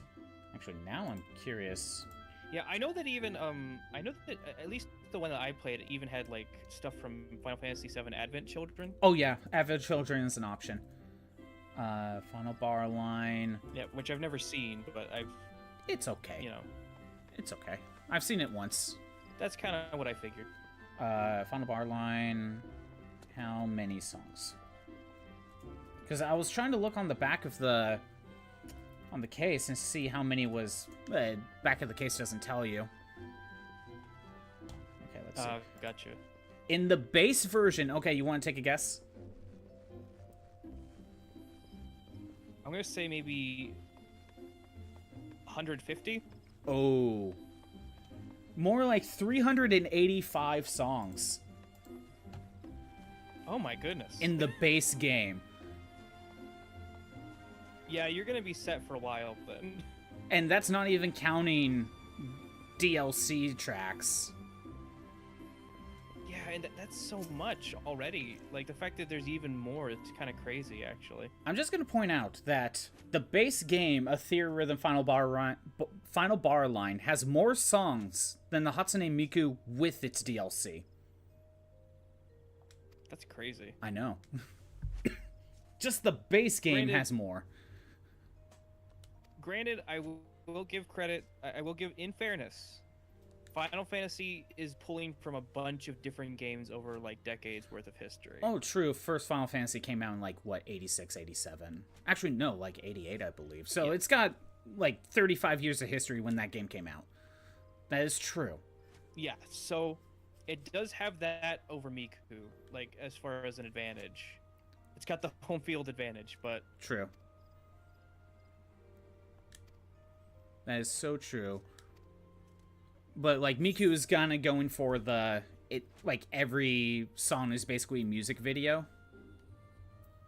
So that's also true.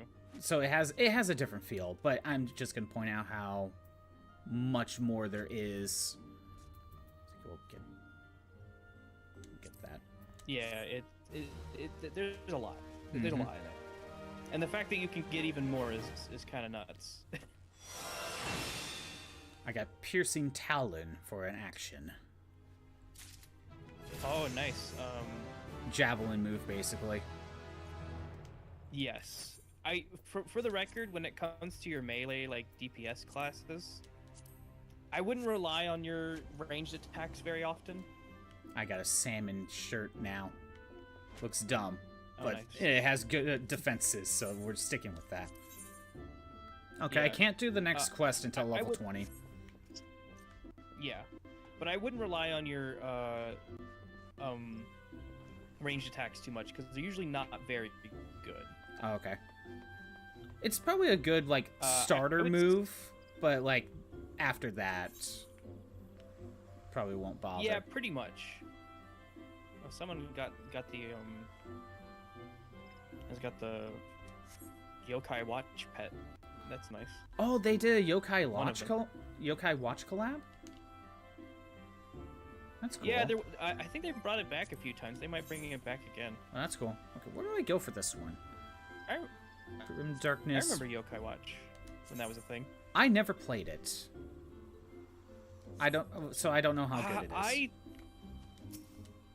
I think I played one of them, but I was mostly into the anime when it came out. It kind of seemed, well, it's going for the same audience as Pokemon, so, like, it kind of seemed a little too kiddie. But, again, Pokemon is also doing that Yeah. as well. So I guess that's nothing new. Yeah, But see, the game that's seemed where, fun. That's where Digimon comes in, Right. and it's T-rated. Oh, yes, it's the monster capturer for the cool kids.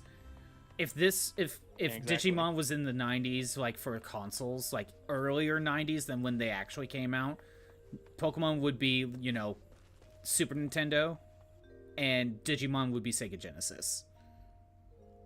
That's a great way of putting it. Or you know what? It kind of reminds me of, and this is somewhat related, but have you ever seen that ad for the 3DO where like they're throwing the Super Nintendo and the Sega Genesis into like a toy box? Yes, I know that one. Be like, this isn't your baby toys anymore. Time to put those away. Yeah. You got the 3DO Exactly. with Gex. Be like, okay. Okay, Gex. We're totally gonna treat you seriously. Where's that? Yeah, are you kidding? Gex is hardcore. I mean, the third game has the, what was it, like, basically just the corn star in the game, right? Or was it like Pamela Anderson? I forgot about that. Who was the IRL girl that was in like the third Gex game? I don't remember, but I completely blanked on that. And then at the end, they both do it. Hold on. They both do it at the very end. This human woman with a lizard. This is a real thing Gex does. It's weird. Yeah, Marlise and Andrade. She was in Baywatch, apparently. Oh, I've never seen okay. Baywatch, so I wouldn't know. I knew it was someone famous. Yes. So it wasn't Korn, but it was Baywatch, so that's basically the same thing. It is TV corn. Yes. What you could get back in the 80s, I guess. Yeah, exactly. I'm assuming Baywatch was 80s. I think it was. I genuinely know nothing about it. Neither do I, other than David Hasselhoff. And that's only due to SpongeBob. Well, of course. Yes. I was gonna say the exact same thing. Again, I didn't know who David Hasselhoff was when I saw the SpongeBob movie. But I know him through the SpongeBob movie. I think I knew at some point, like, I figured out he was from Baywatch and that made sense, but, like, I didn't, like, get anything more than that. Yeah, I think he... No, was that David Hasselhoff? Or hold on. I gotta look this up before I say it. I believe he was in the movie Kung Fury, too. Is that, like, a knockoff, like, Bruce Lee film or something? Or just... No, it's like it's a made-for-YouTube movie. It's like 30 minutes long. Oh. Yes, he did a song for that movie, and it's amazing, by the way. Excuse me, David Hasselhoff did a song? It has a Triceratops that's a cop in it. It's great. Okay.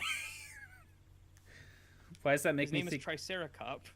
Why does that make me think of Axe Cop? Which I have never seen. I don't know, but... I haven't either, but... But yeah, no, he did a song for that, I guess. So I guess he makes music, too. I would have never guessed David Hasselhoff made music. Where am I going? If I hadn't seen Kung Fury, I wouldn't have known either, so... That's a good question. Where are you going? Alright. Not far from here. Not far from here. The little marker didn't pop up on the map right away. I see. If it doesn't pop up right away, you get lost, and then, 2 seconds later it pops up being like, oh, why wasn't it there before? It just takes a while to load. Yeah, exactly. Mm. David Hasselhoff. Great.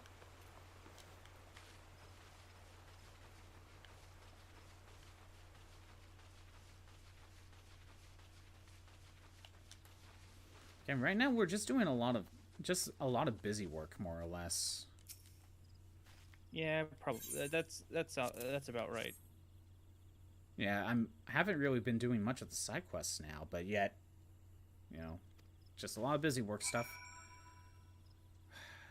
And now the game wants me to go south to deliver another letter. Again, a lot of just talk to this person, talk to this person. Oh, you got 5 gil from this.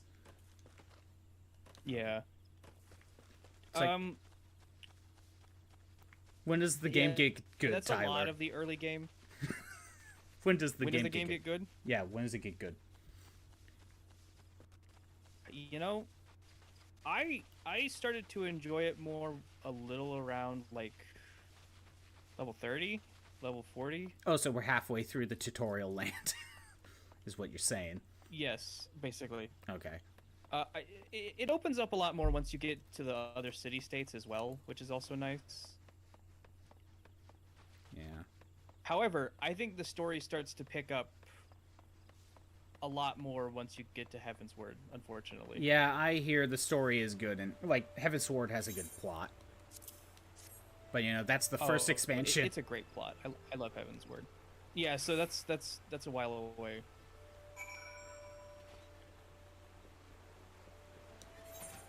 I did also like what happens at the end of A Realm Reborn as well. I guess I'll find out eventually. I'd say maybe it starts to get a little bit better around then too. Guess I'll find out eventually. It's like the writers for Heaven's Sword just did the ending of Realm Reborn. You know what? That wouldn't surprise me. Can you climb the ladder? No, you can't. Because, like I mentioned last time, they would do this thing where they would, they released the game, and then they patched in new quests to like tie the stories together. Oh, okay. So there's a good chance that when Heaven's Sword was released or about to be released, they created new quests to tie in, and that had the better writing. How do we get up there? Possibly, yeah. Or no, it's probably in the building. I'm stupid. I'm thinking this is like Guild Wars, where I just need to climb to the top of the tower. But no, the person's right here because I can't see. I'm blind. Yeah.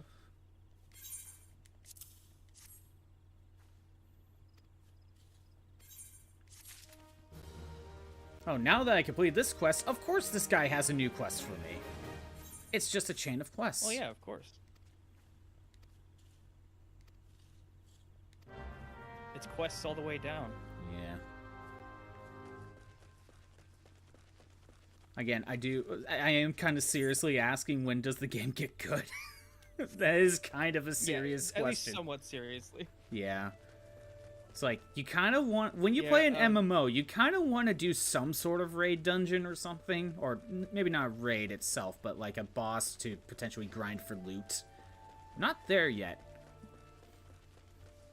Yeah, and like your first boss will be around level 20, like I said, so... So possibly if I speed through these quests, maybe could get it today. Yeah, which, I will say, the bosses don't get super interesting early on, because they have to be easier than everything else. Oh, of course. I expect that, but, you know, if you could do at least some bosses on repeat to get loot, you know, that's something to do. Yeah, they do also have extreme versions of the main bosses in A Realm Reborn as well. But again, is that something that's more of, after you beat the main campaign, it's just something to redo after that? No, in fact, I think it's actually required at some point before you do the extreme versions. Oh, really? Yeah, maybe it's even in Heaven's Word when they require that. I don't remember. You know what? I just now noticed that Crimson did the Hydrate Redeem. Like, around the time those raids came in. This is why I need sound effects. Do the same. This is why I need sound effects. It's a good reminder. Oh yeah, for sure. I still need to figure out an audio cue for, like, the first or no I'm first, but I just haven't looked into those yet. Because I think that would be more funny if there was an actual audio indicator. And of course, I can't complete this quest because there's these stupid scorpions. Because it's one of these, one of these blue time limit quests.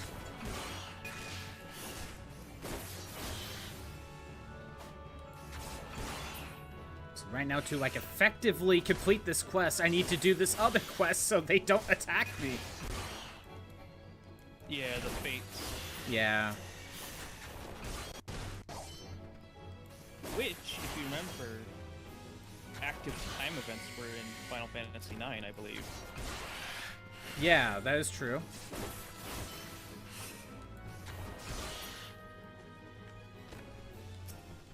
But the active time events in Final Fantasy IX was just like extra story stuff that goes on like within the whatever town you're at. Like your character's separated and it shows what they were doing.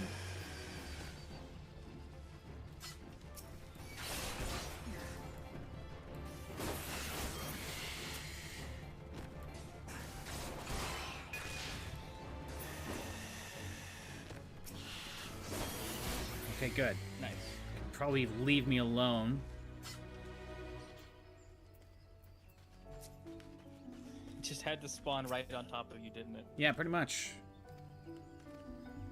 Okay, now I can figure out if any of these are useful. Not really. But I'll probably grab this for, like, a mage class and keep it on hand. Because the other one I already had.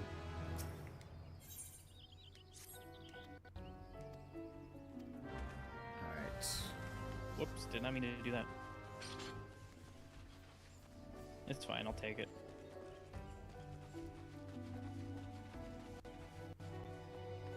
But yeah, other anime. Have you ever seen Yu Yu Hakusho? I have not. I've heard of it, though. First of all, it's really good. Second of all, I was at Walmart the other day, and I saw, like, they had basically 2 box sets of... And you get these 2 box sets for the full series, and they were like $30 each. So, like, $60 for the full thing isn't the worst. Oh. And what's annoying is, though, I already have 2 volumes. Volume 1 and Volume 4, but I can't...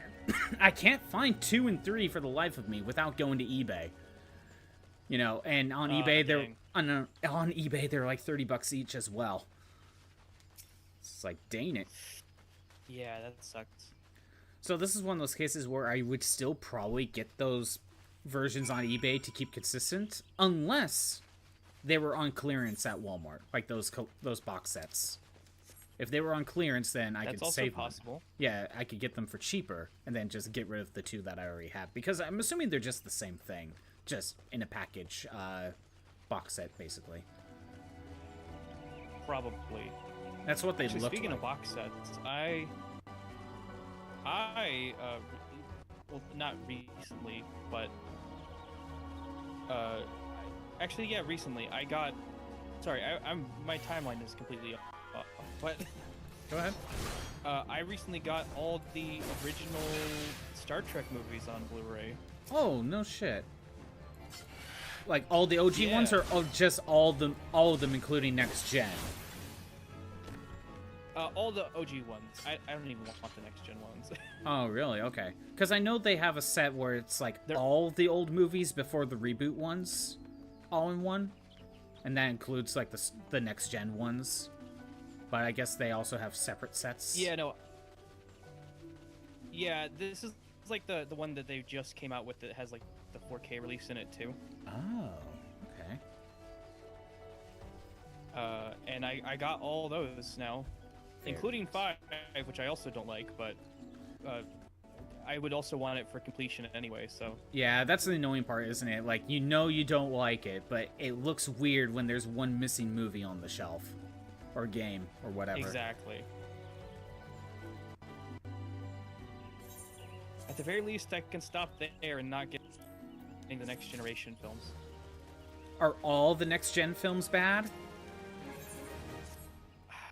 I believe that there's one that's at least somewhat worth watching, but it's still not great. I know for a fact that like the last one they made of Next Gen, Nemesis, is really bad. By the way, I don't know if I asked this already, but I have like 3 other spears in here. Is there any reason for me to keep these other spears if they're weaker? Not really. Because They if I just go forget to to another, sell them, yeah, so- if I go to another job class that uses spears, I could just use my strongest one, right? Well, no, lancers and dragoons always use spears. Like weapons are specific to each job class. Oh, okay. So it's really only these two job classes that uses spear. And if you go into dragoon, you Yes. could just use your highest tier spear.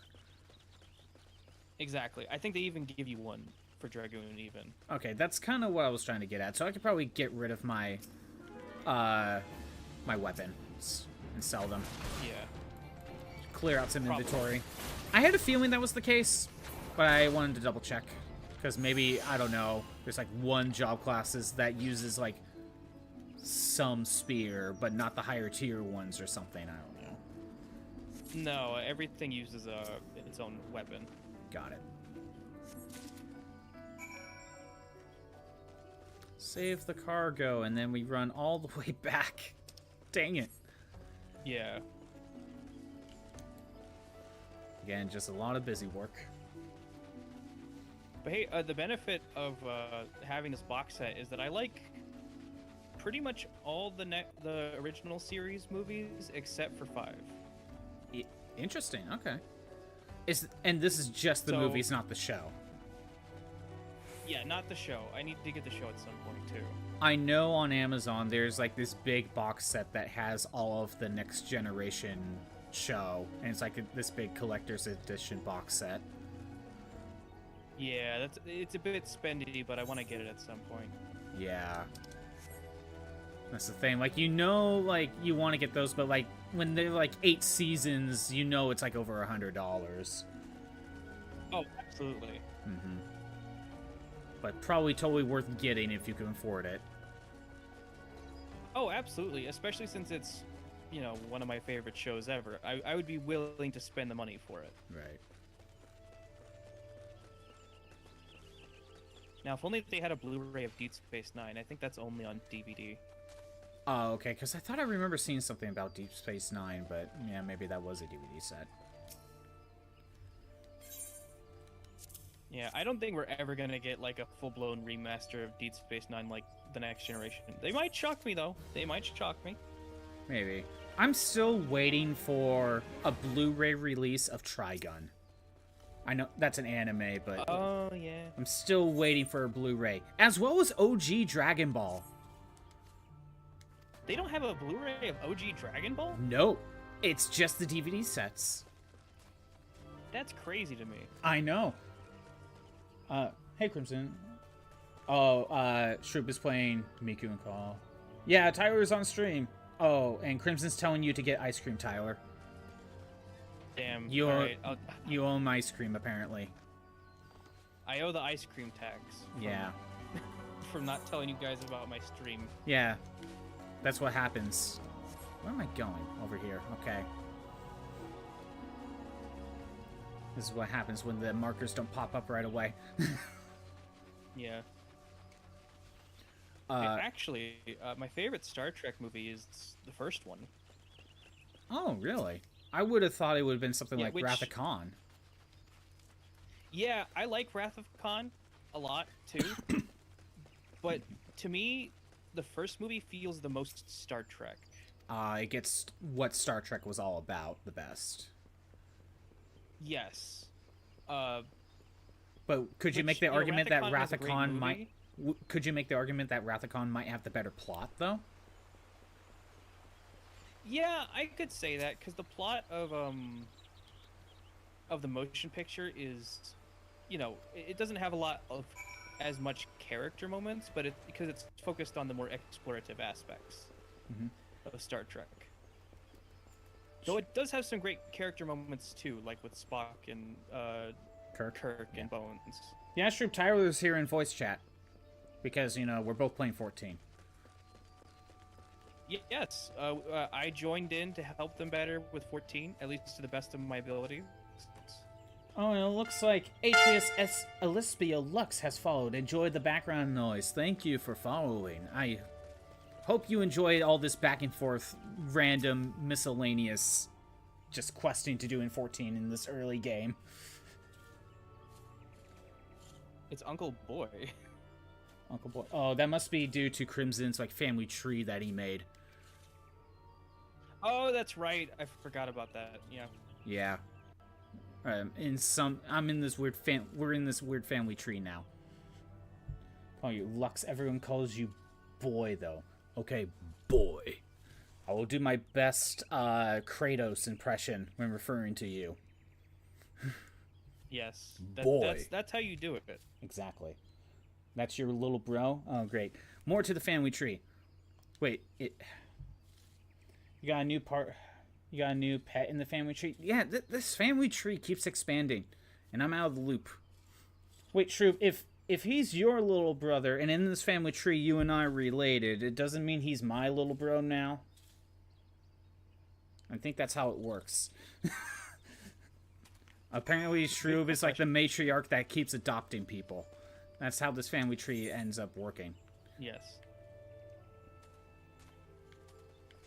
Gotta get rid of the thief to get back at egg. But the quest marker is down there. Okay. Yeah, I completely lost my train of thought. Yeah, I know. Wrath of Khan. Wrath of Khan is really good. But it's more of a traditional adventure movie that just happens to be in the Star Trek universe. Right.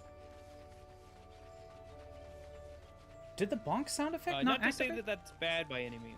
Right. It's just not Star Trek itself. It's just any other adventure movie. Yes. I didn't hear the bonk sound effect, so I don't know if that played. Crimson Shrew, did the bonk sound effect played? Because it could just not have played on my end. Oh yeah, that's a good point. Sometimes that happens, and I don't know why. I have it muted, so I can't confirm. So. Yeah, that's why I didn't ask you. No, okay. Yeah. it's fine. But sometimes it's just the sound effects play, but I can't hear it for whatever reason, but chat still does. Shroop couldn't hear it over Miku, so you can't even give me an accurate, great. If we're all not so sure, then here's what I'm going to do. Where's my rewards options? Can I return that one, or if... Oh, no, I probably can't I? No, wait, hold on. It was bonk. There it is. Oh. I can't return that one for some reason. My bad. I don't know what happened. Oh, weird. I would have returned it, but I can't. At least it's not that many points. It's like only 100. My redeems are fairly cheap. So losing out on like 100 points there is not as big of a deal versus some other rewards. Yeah. Yeah, that's my main thing. I don't want to say problem, because it's not necessarily a problem, but that's my main thing with the other Star Trek movies, is that they're really just adventure movies. Right. Overall.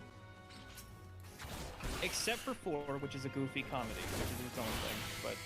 Isn't 5 the one where they go find God? Yes. That one sucks. I know that one's one of the bad ones.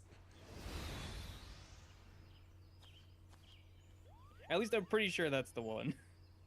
Hold on.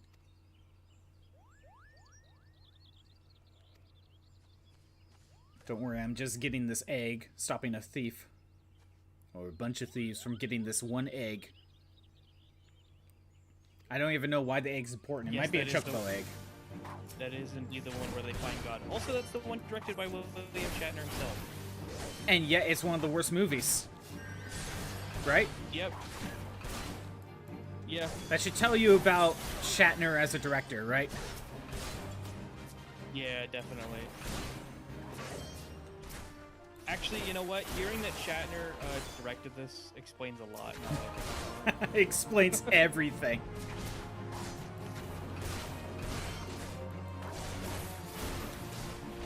I know I've got to get you ice cream at some point.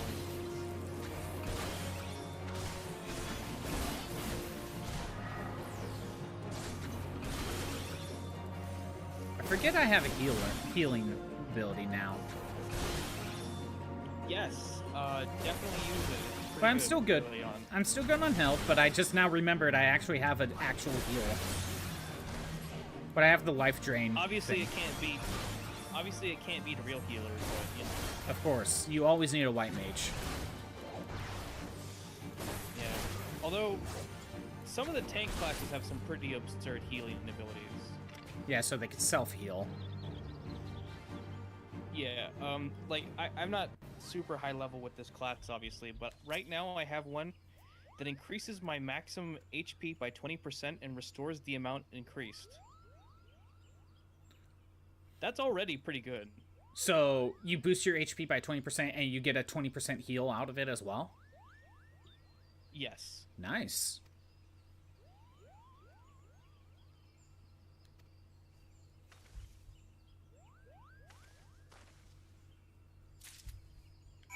There, I got the egg. Now I gotta head back.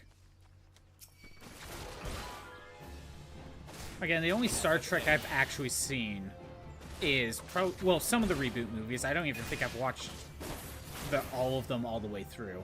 But I really only seen Star Trek Next Generation.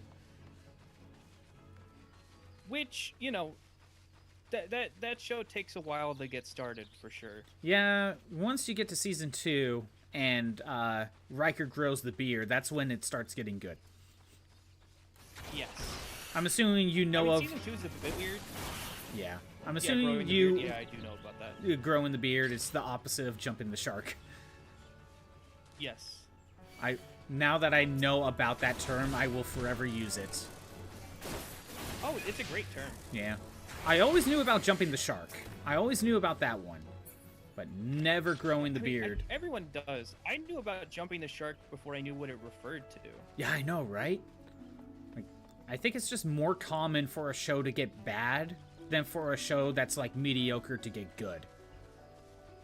Yes. Because usually when a show is mediocre... It happens sometimes, though. Yeah, when a show is mediocre, it just gets canceled. So it doesn't have the opportunity to get good. Yeah, Star Trek is one of those special cases where they got another chance. And that's probably due to the original series doing well.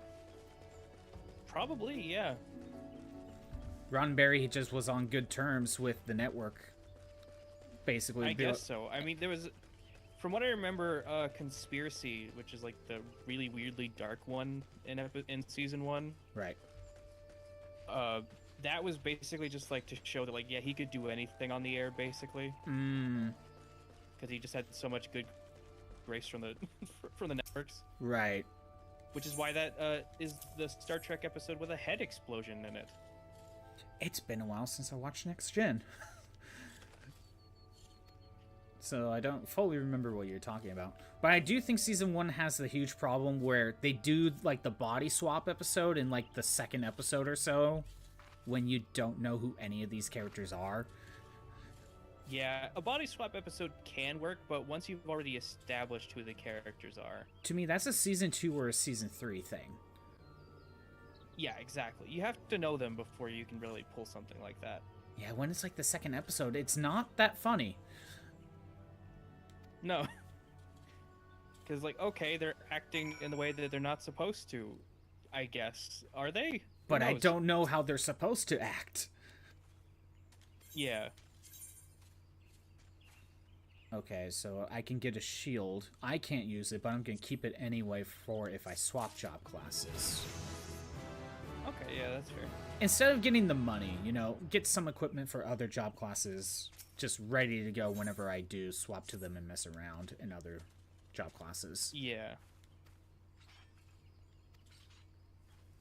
I am level 18 right now. I still can't do the next job-related quest. That's level 20.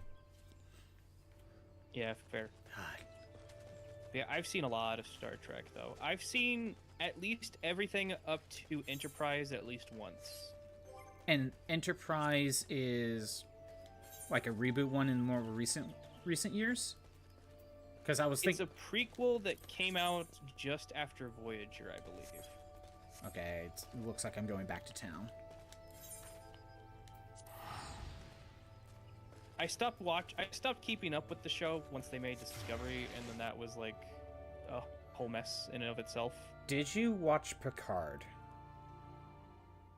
I did. And yeah, what do you think? How much did you watch?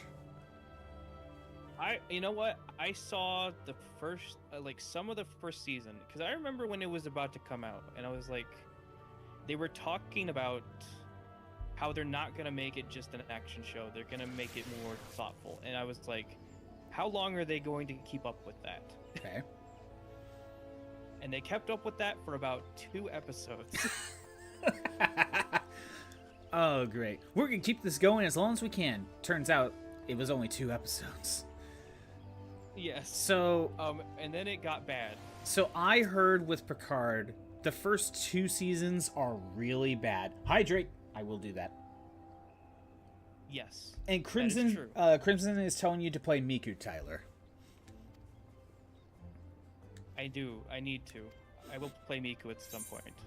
And it probably needs to be in some sort of stream, or at least stream to the Discord. I'm assuming Crimson would want to watch that. I think that's more what it's about than just playing Miku. I could do it on the Discord for sure. Right. At the very least. Yeah, what was I know I was going to say so. Oh, yeah. So, Picard, I heard the first 2 seasons are bad. Like, pretty bad. Correct. But then I heard once you get to season 3, it actually becomes a good Star Trek show.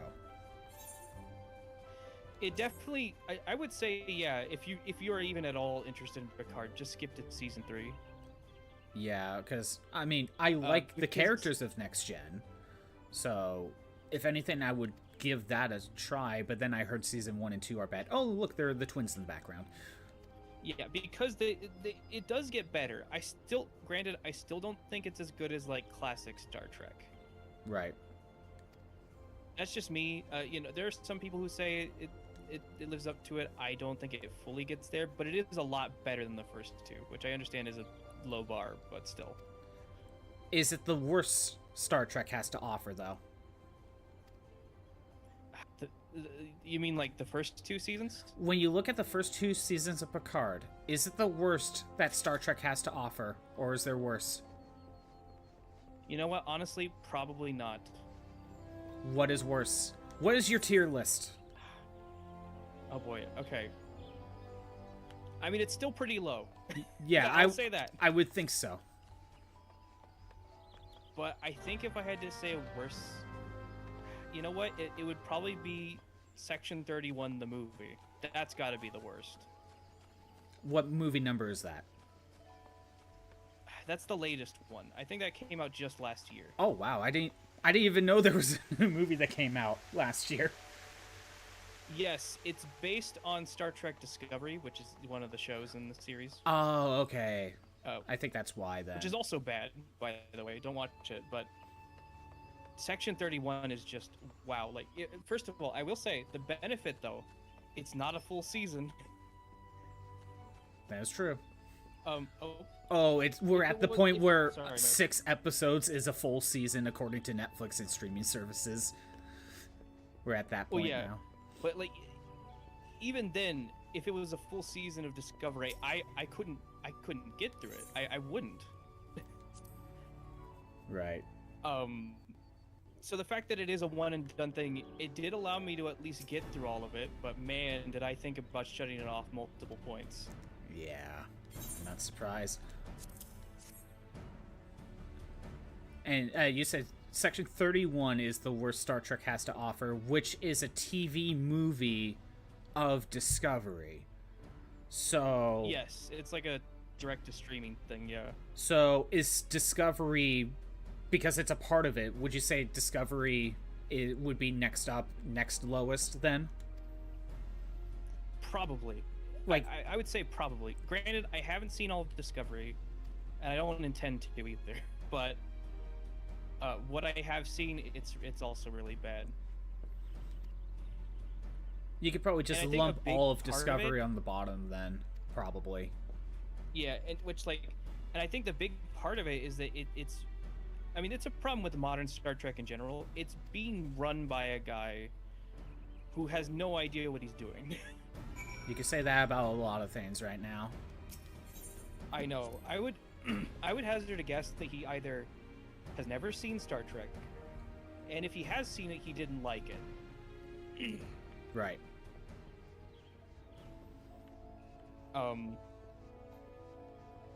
And in the case of Discovery, that is very apparent because they basically solve all of their problems with violence.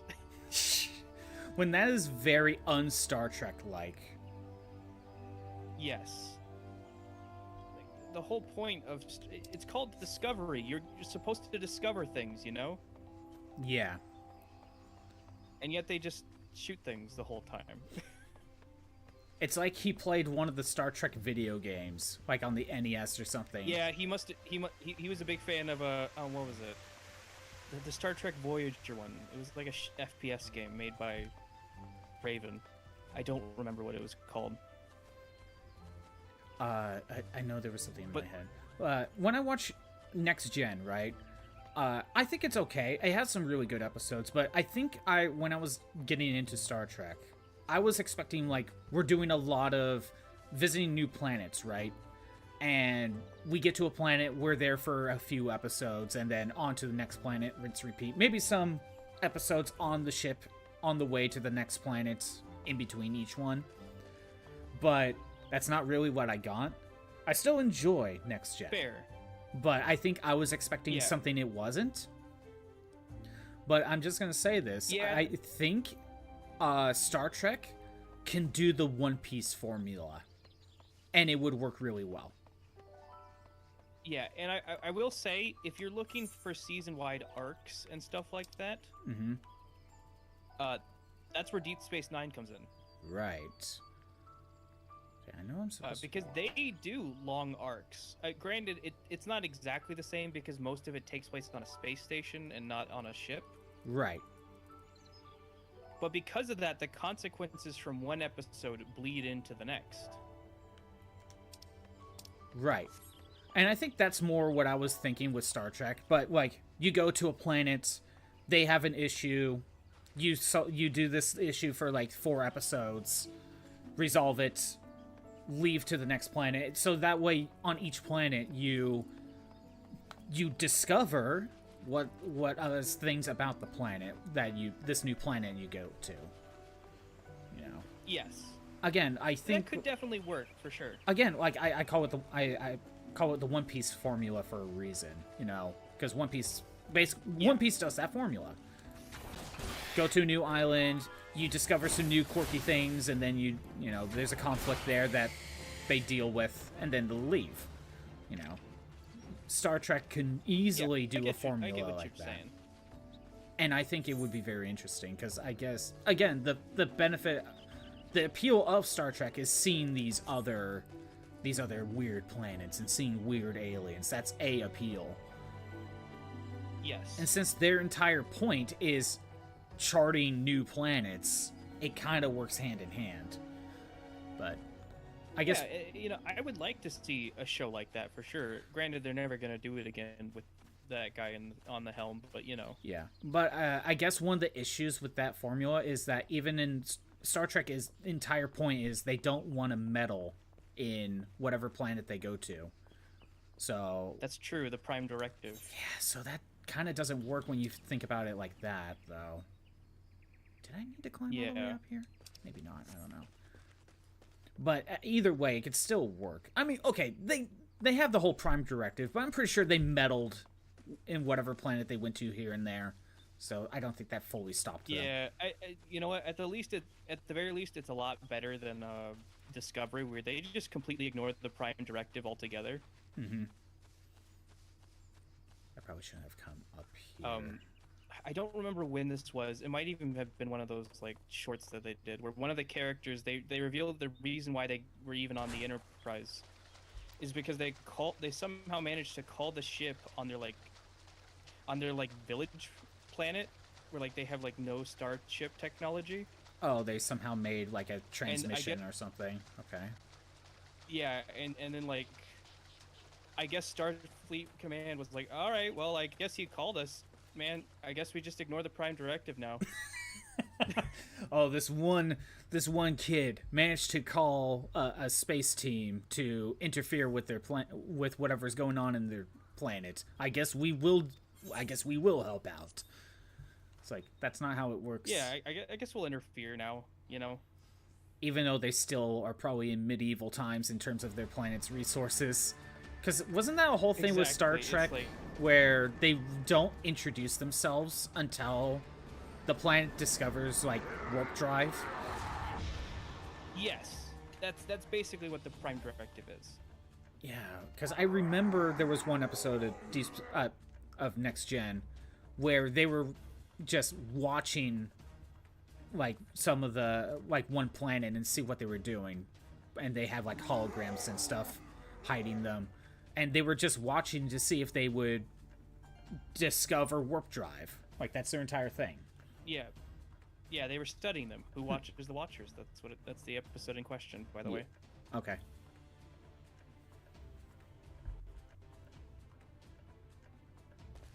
Can you tell I've seen a lot of Star Trek by the fact I know the names of these episodes? Considering it's like 8 seasons and you happen to know exactly the name of the episode I'm referring to, then yes. Yes. Mm-hmm. Man, I could barely remember... I mean, in fairness, that's a really good one, too, so... Yeah, I barely remember names of, like, 26 episodes. Like, for, like, Cowboy Bebop or something. Or Space Dandy. Yeah. Yeah, listen, I've seen a lot of Star Trek, alright? Okay. When I was younger, I might be able to one-up you. When I was younger, I watched a lot of Fairy Odd Parents, right? Every time the intro plays, you know, at the very end, they always turn Vicky into some weird creature. Well, Yes. whatever she's turned into is different depending on which episode batch you're getting. Right when that transformation happens, I was able to tell you which episodes we were getting. Dang, alright. That, you know what? My hat's off to you there. I don't have a hat. I lifted my headphones slightly. Now, granted, there was only like a few seconds before the first one popped up, but if we were to like pause the episode, somehow pause it, I could then tell you, oh, we're gonna get this episode. And then Yeah, they're always I in the same understand. blocks, so I was able to tell you both of them. Wow, that's true.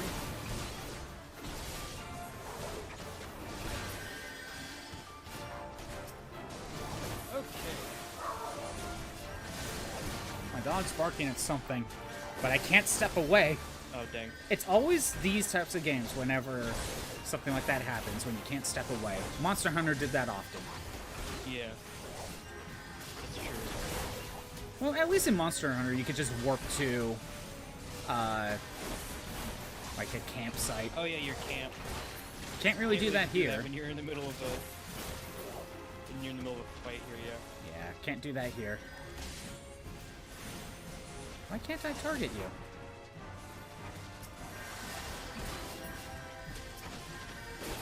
Oh, I think those are like... It's weird. I think you can only target the ones with names over them. Yeah, and yet there's still like plenty in the background. You'd think you would hunt them all. Yeah, it's supposed to make it feel like it's a giant fight, but you just can't fight with it. Yeah. But I want to warriors this section. I want to single-handedly kill them all. Yeah. Final Fantasy Warriors. Let's do it. Hey, that could work. We have Dissidia. Like, we already have the crossover potential.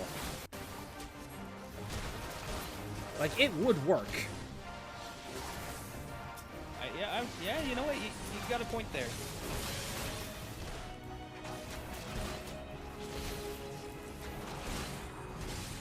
And hell, it's just Dissidia Warriors, you know? You just, like, even if you did the first Dissidia, the first 10 games, main character and each of their villains is, like, on the opposite team.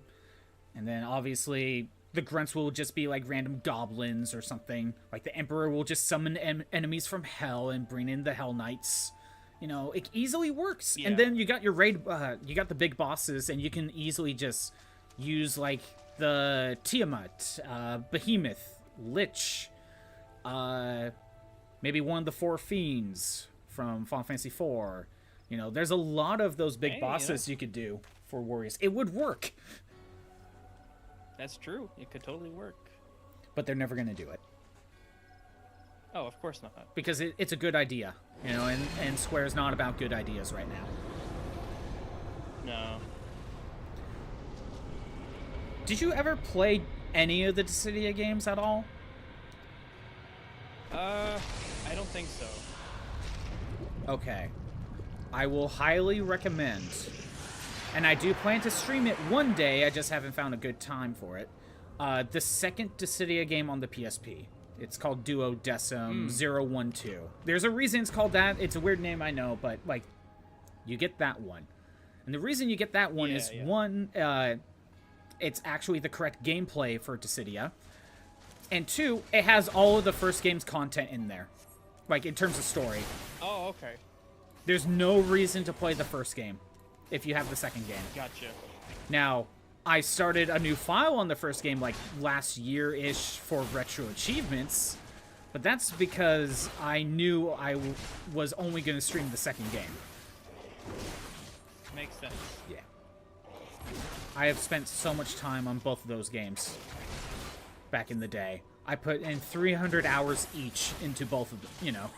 Both of them. Dang. And that's not even counting my new playthrough of Dissidia 1 for achievement hunting, which I haven't booted up in a little while. Yeah. I might get the tail end of getting all the achievements in the first Dissidia game. It's ultimate weapon grinding for each character, and that's the... It takes a while. Yeah. Yeah, think of an arena fighting game, but not... You also have levels, like an RPG. You go up to level 100, and you have equipment to change your stats around. Oh. Interesting. And each character has exclusive weapons, and I'm trying to make sure to get, like, their ultimate weapons. You know what? That does sound like a lot of fun, actually. It is a lot of fun. The PSP ones, anyway. They made Dissidia NT for, like, modern consoles, but one that has, like, no story mode whatsoever. And it was an arcade game at first, and it's a 3v3 arcade game. Interesting. When the entire Dissidia games were 1v1. And they just slapped on a 1v1 mode.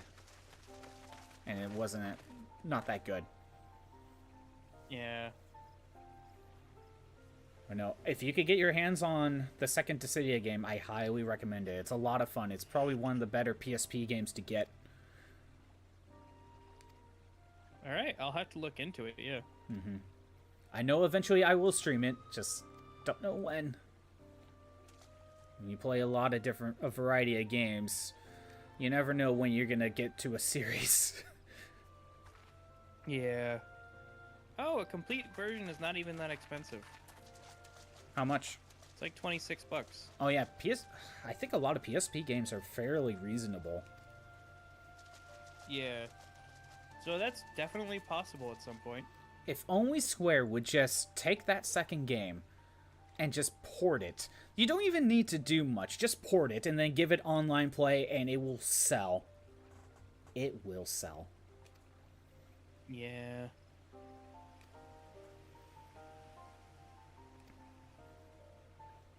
And not only that, I mentioned that you got equipment as well. You can, depending on the character, you can choose the attacks that they even use in battle. Oh, wow. Like, there's ground combat and air combat, right? And each ground, you can have 3 equipped ground moves and air moves at a time. But some characters will have more than that. So you can change which ones you want. If they have more skills, anyway. Some even have less than 3, to be honest. But, yeah, you can really... For some characters, you can customize a lot of your moveset. That's really cool. Mm-hmm. Yeah, I'll definitely have to check it out at some point. Fun Because game. I still have a PSP, so Very fun game. And if I'm correct, the PSP emulator, I think you could do multiplayer. oh, okay, that could definitely be fun then. Yeah. That would definitely be one of those things where whenever I do stream that game, it could be like do a story mode and then like at the very end, when I'm about to log out, do like a match or two sort of thing. That Yeah. could work. That game has a pretty big story mode. There's a lot to do. And again, if you're trying to get good weapons and gear, you're going to do a lot of grinding. That's kind of surprising for a game of that kind. I For know, it to have so much story. Well, it's, again, Final Fantasy, and Final Fantasy is known for its plot, so they just kind of implement that into its fighting game. Yeah, I guess that's fair enough. But you want to know what's interesting? It was going to be a Kingdom Hearts game at first. Oh, well, that's definitely interesting. But Disney said no because they didn't want their Disney characters fighting in that way, which I don't fully get it. But even with that limitation, you could have easily just had like the Kingdom Hearts only characters do that. Like That's you could true. just fill out the roster with Sora, Riku, Organization 13, Ansem, and there you go. There's your roster. Roxas, Yeah. like all of I those. think I like that it's a Final Fantasy thing, though. I do too, but I'm just pointing out, like, if Disney didn't want their characters being like that, like for Donald and Goofy, okay, just don't have them in. But you know, it's a spin-off fighting game. Yeah. Crimson's saying you need to hydrate, Tyler. He demands it. Already ahead of you. I was just doing that.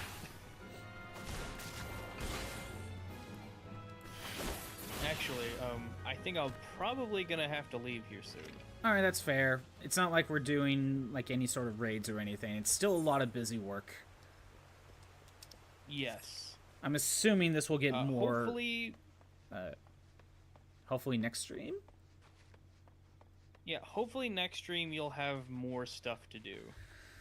Yeah, because I'm level 18 right now, and Yes. the next job one is at level 20. I don't know if that leads to a raid, but I think you were saying somewhere in the 20s is when we get to like a first raid boss type of mission. Yeah. Granted, you have been doing a lot of side quests, so that does kind of skew things a little bit too.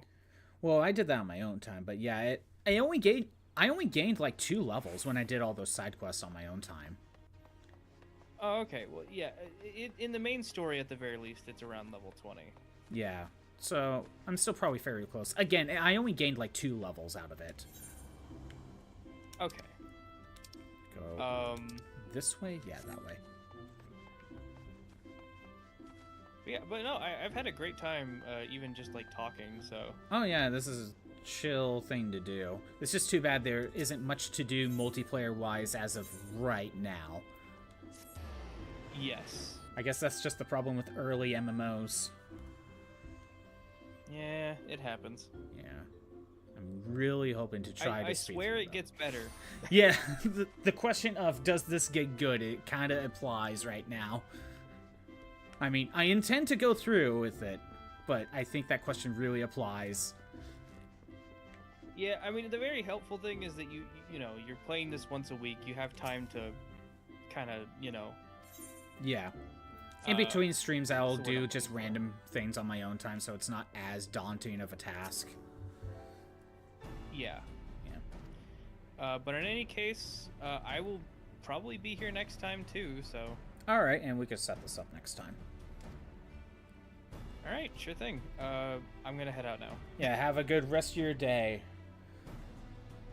You as well. Have a good rest of the stream. Yeah, and obviously tomorrow, not streaming, it'll be Thanksgiving. Tyler already left mid-sentence. How dare you? It's okay. Again, tomorrow's Thanksgiving, so... Eorzea, my lady. Oh, my god. Voice dialogue. I can shut up now. I am come to express my gratitude for your valiant efforts before the Guardian Tree. I am come to express my gratitude, not I have come. Is that proper grammar? I'm assuming it is, right? But that's... You don't usually hear that... that an hear it like adventurer that. of singular talent now walks amongst us. You are he, are you not? My name is Kane Senna, and it is my solemn charge to watch over all who call Gridania home. Well met and welcome to our fair nation. I have never seen this It character, was so your this character's valor new to me. that won us the day, I believe. On behalf of all Gridanians, I offer you my humblest thanks.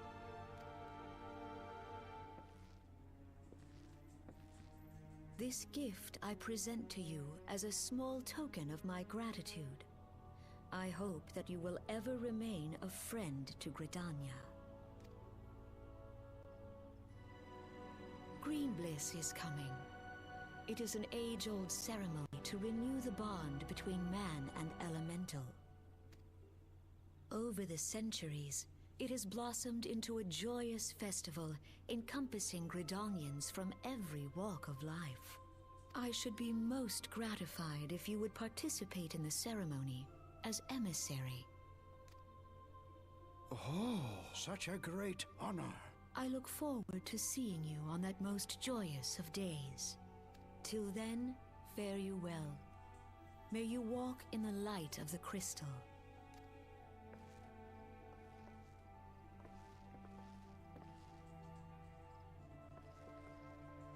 I'm just gonna say, because I haven't been paying attention to the plot this entire stream, I don't fully know what's going on. But I know we just defeated a bunch of Ixils, and they were a threat.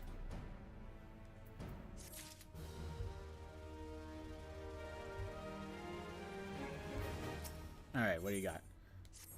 None of the Gridania can doubt your worth, Scottbot, but to receive such praise from Elder Seedseer herself, and nor is that half of it. She chose you to play in the role of emissary. For God's sake, you're an outsider. Do you have any idea what this means? But of course you don't. You're not forest-born, which is rather the point.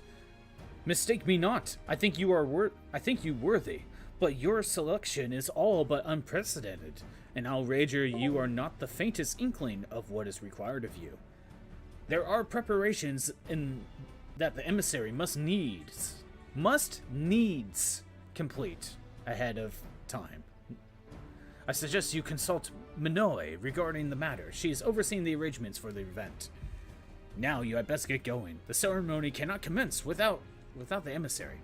Oh, Scottbot, don't make a hash of this. Time to leave. Yeah, haven't really been paying attention to what's going on, but it's still early game. Not much is really happening until now. I guess that creepy guy that was stalking me just kind of powered up the Ixils, I guess. This is one of those I need to, like, look back at the footage or something and see what was happening, but oh well, it's fine.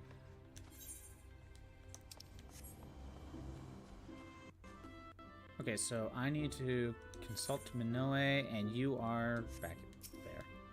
I had a feeling.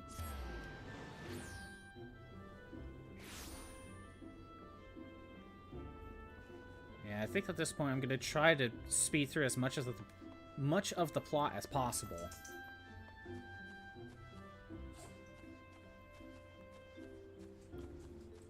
But I will probably continue, like, the gathering on my own time and stuff like that, at least for a little bit. But let's speak of preparations. As you doubtless already know, Green Bliss is an age-old ceremony for strengthening the bond between man and elemental. These days, though, the name also refers to the festival at large. In the ceremony, the emissary serves as a conduit, a bridge between the people and the guardians of the Twelveswood. Suffice it to say, it is no small responsibility, nor does the Elder Seer choose mankind's representative on a whim. Seldom in history have non-forestborn been chosen for the role, which should give you an idea of the magnitude of the honor being accorded to you. For your part, you are required to wear a ceremonial artifact, which is presently in the keeping of the Timber Master Beaton. Go to the Carpenters Guild and collect it from the man, then return to me. Carpenter's Guild is just right over here.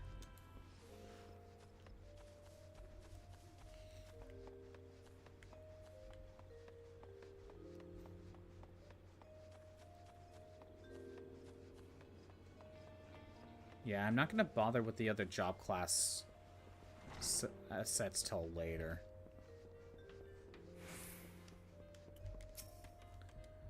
Okay, so your emissary-to-be, Minoe, sent word that you would be coming to collect the ceremonial artifact. The good news is that it's ready, painstakingly crafted by these very hands, and from the rarest of materials. Take it along with this warning. Get so much as a scratch on that thing, and I shall make an unceremonial artifact out of you. I can't speak. That's normal. That is normal, though.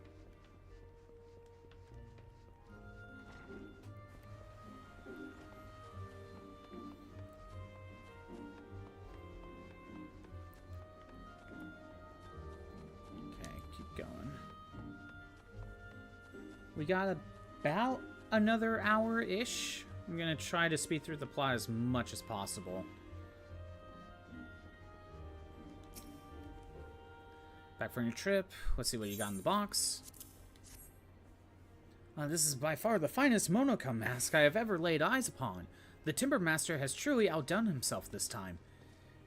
In case he didn't mention, the mask is crafted from concentrated lumber rendered up by the Guardian Tree, solely for use in the ceremony. In other words, it is priceless. Mother bids you to handle it with care. And with that, your preparations are complete. The venue should just be in order as well. If you have any questions, now's the time to ask. Level 19. Am I supposed to wear the mask?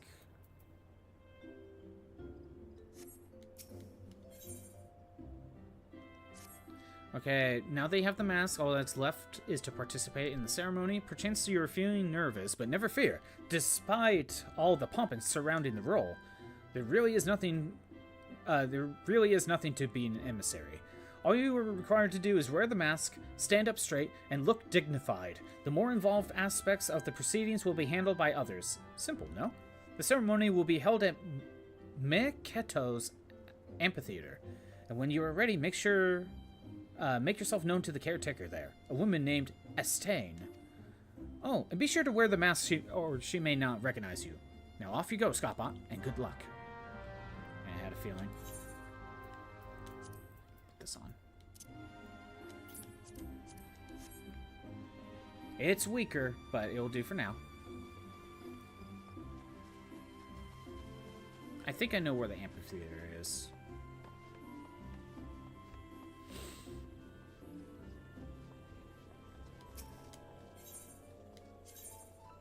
I want... Yeah, there it is.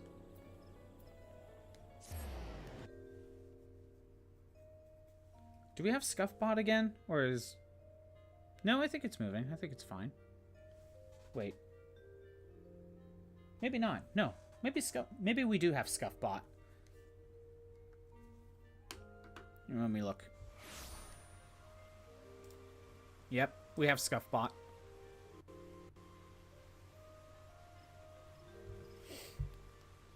Gotta fix this. Who knows how long it's been like this?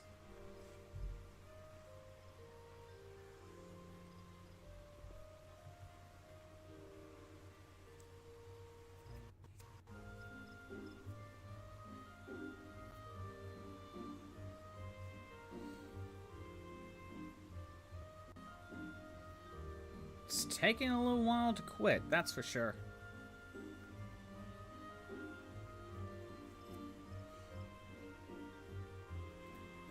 There we go.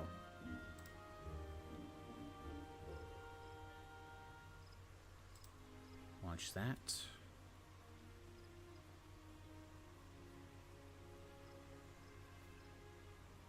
Shroob, are you still playing some Miku? If so, have you perfected anything?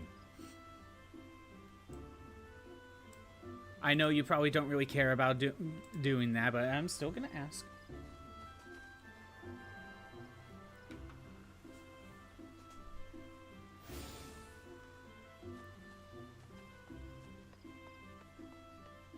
Alright.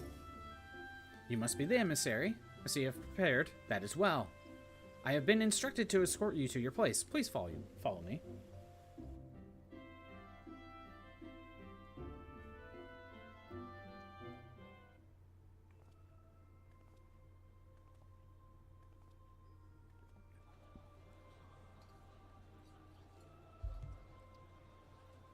Look! The elder Eorzea. 12 bless her heart!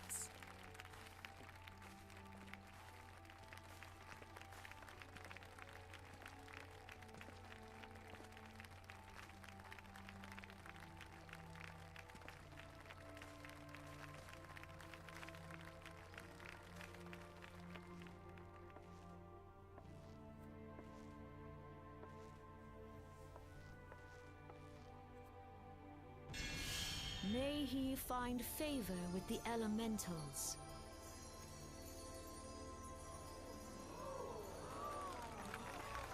And that's the ceremony. So uneventful.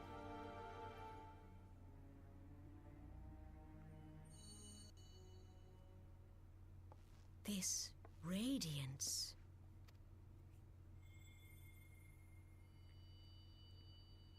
Could it be a crystal of light?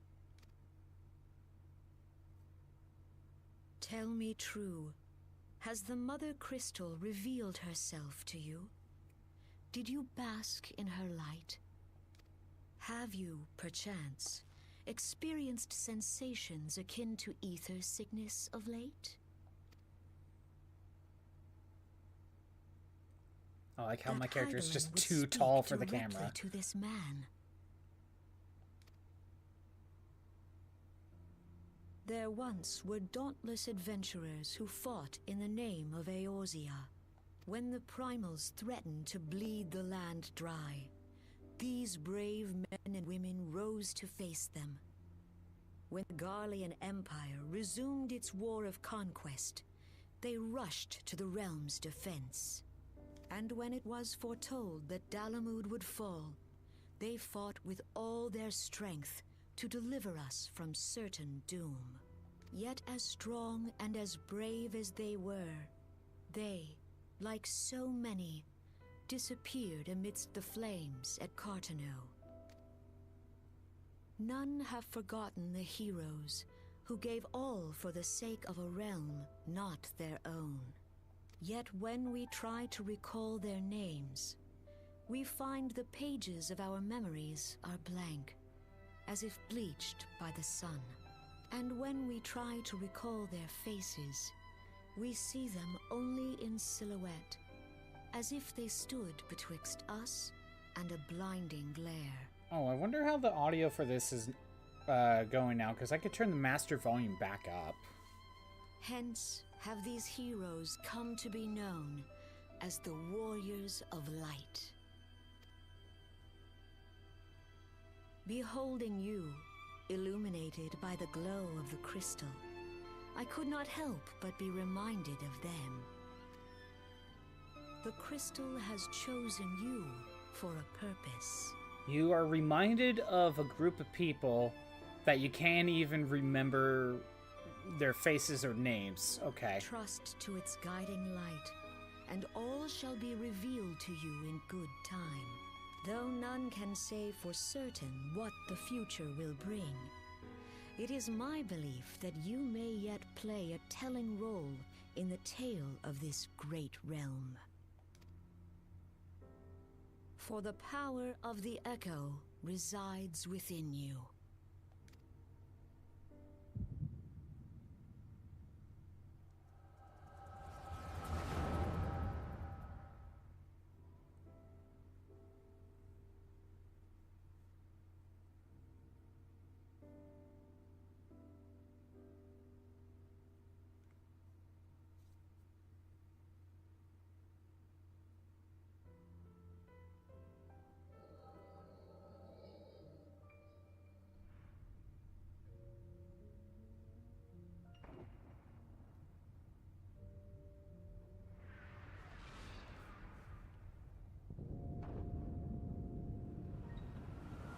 no, the moon's gonna fall. This is Majora's Mask.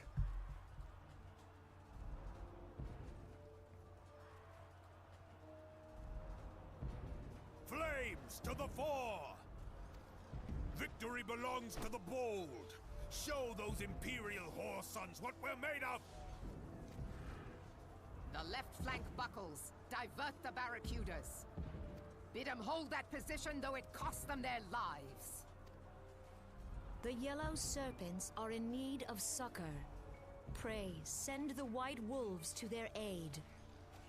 The adventurers risk life and limb for our cause. We must not fail them.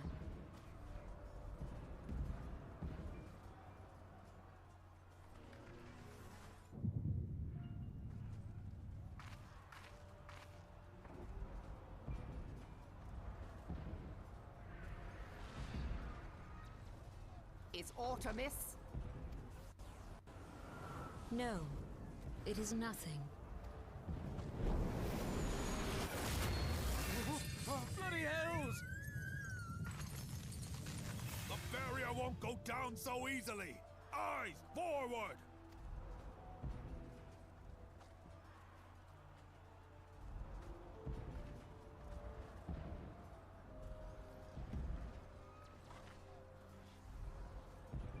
We are being watched.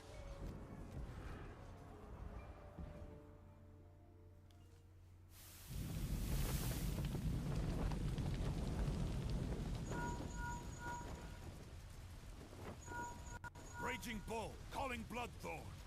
Bloodthorn, respond! Respond, damn you!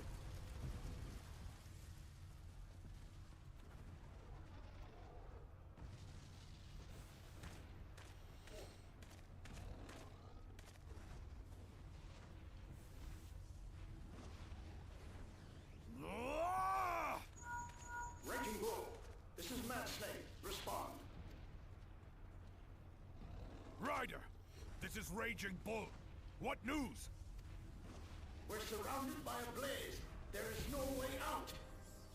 God preserve, what is that thing? What's going on? Speak to me! God damn it! We cannot hold much longer.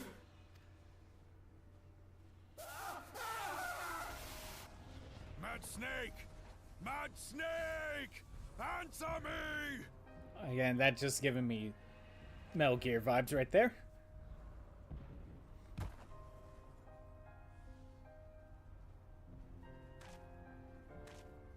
Damn it! Damn it all to the seventh hell! What of the barracudas? Can they not be reached? Sorry, Admiral. Shell's not working. What of our own? I cannot say, my lady. That monstrosity appears to be disrupting our communications. We must keep trying. Call till they respond. Can we see what this creature is? Yes, my lady. Admiral, General, we can do no more. We must give the order to withdraw. I will not forsake Louis Soir! General, please. Victory may belong to the bold, but there will be no victor this day. You know this to be true. Let us not sacrifice lives in vain. The adventurers fight bravely, but to no avail. Let them withdraw, and let us be the ones to stand with Louis Soir.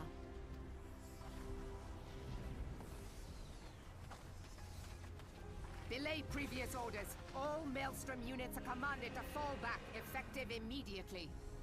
Give the foreign levy priority. Let the main host cover their retreat and bring up the rear.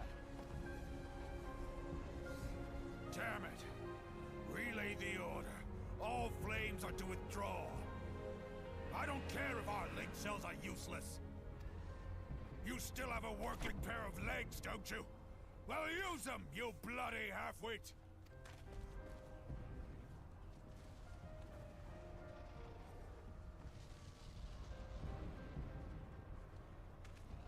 The outcome of this battle was long since decided.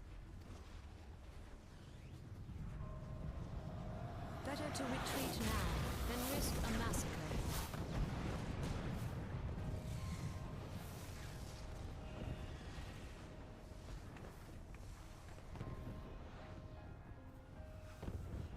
This dark, stifling presence. Who or what?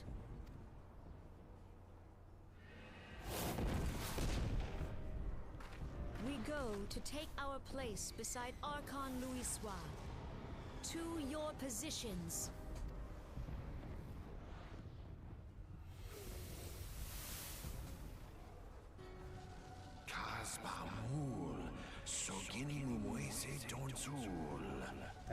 That I should live to behold Bahamut once more. Magnificent. The eons of imprisonment have only made him hungrier. I am aware of them. Pay them no mind. They are powerless to act. It's so Palpatine. It has begun. Soon the planet will regain its true form. The fact that there's only 2 of them, they're like Siths.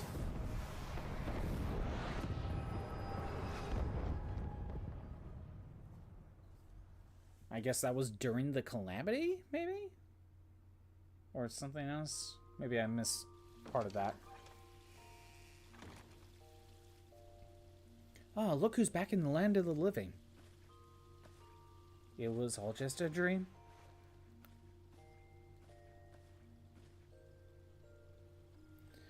You mean to say you don't remember a thing? You collapsed in the middle of the ceremony. Gave us all a good fright. So we carried you back here. I must say, you're heavier than you look.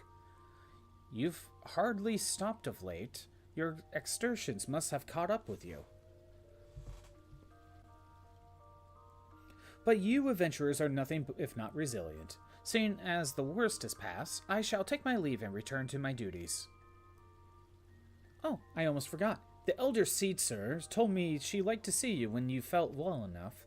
The gentle soul was almost as worried about you as I was. Bless her. When you're back on your feet, be sure to visit her at the Lotus Stand.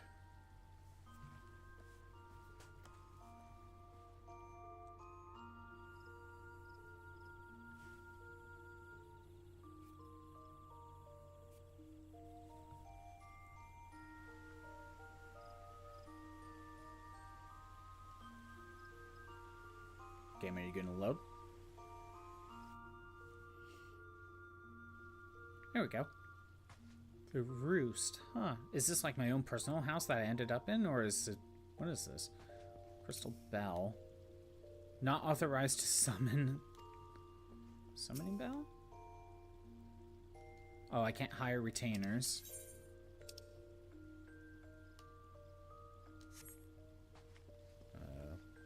Dresser? Have not unlocked the dresser. Armoire.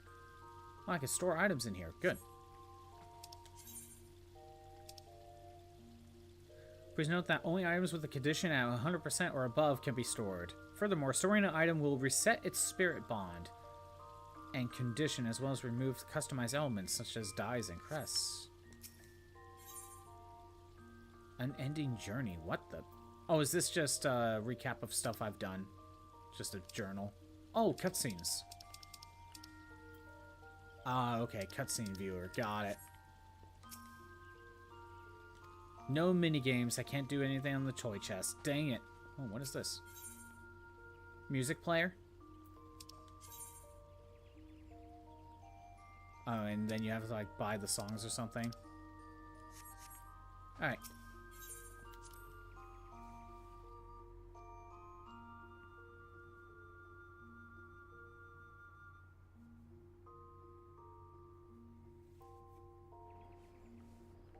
Oh, it was there the entire time. Right?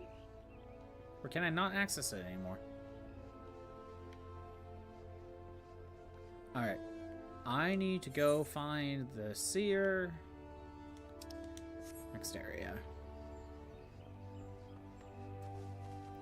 Gotta go to the Lotus Stand. Not 100% sure where that is.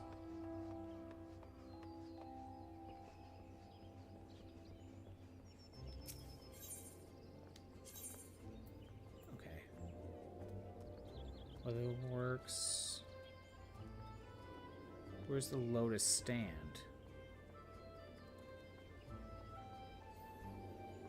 Probably in there, right? I'll just go here. It should be good enough.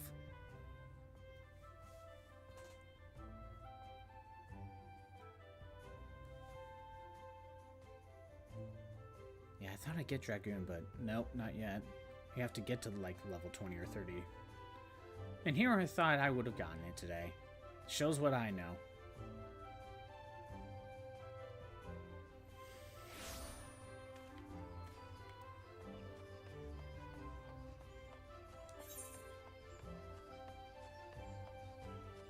Don't tell me it's all the way, like, at the White Mage set.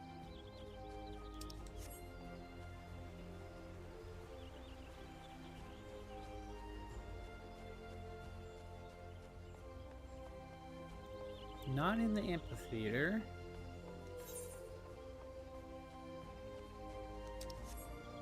Not yet. I should have probably just teleported again. In fact, I could still do that. It's right here.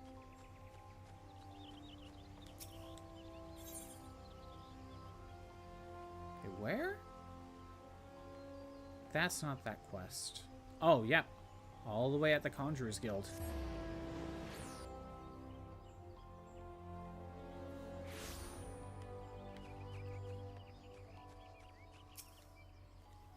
You're Scott Molagold, are you not? I bid you welcome, sir. The Elder Caesar left word that you would be joining her at the Lotus Stand. May I show you in?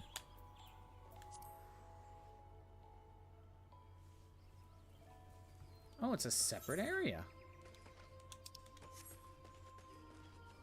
No wonder I didn't know where it was.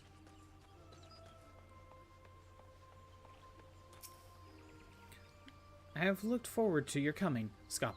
But tell me, are you recovered? I am most glad of that. Now, I hope you will not doubt the earnestness of my concern, but I would ask you a favor. Nor can I deny that I summoned you here in part with this in mind.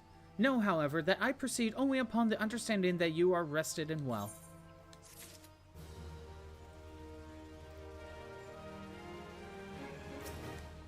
Thank you for hearing me out.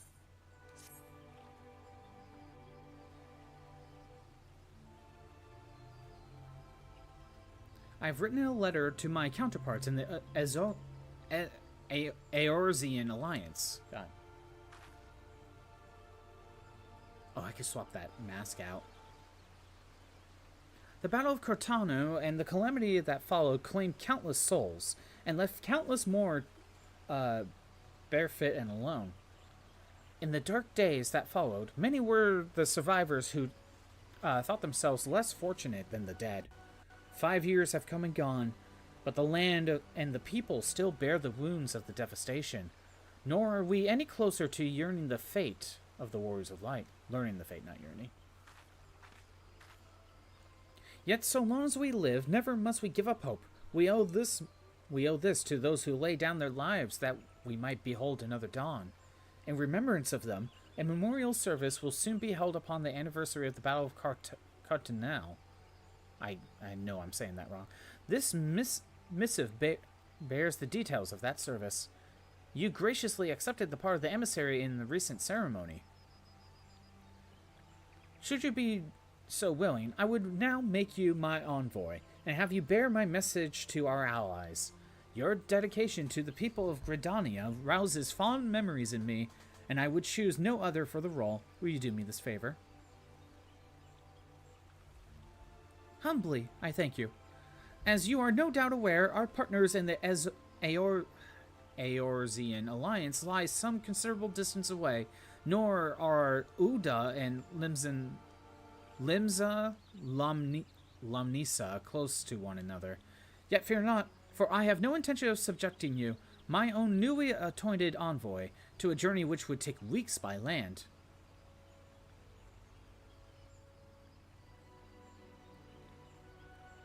No, I mean for you to travel by air. Receive of me this airship pass. With it, you may make use of the skyways that connect to the 3 city-states of the Alliance.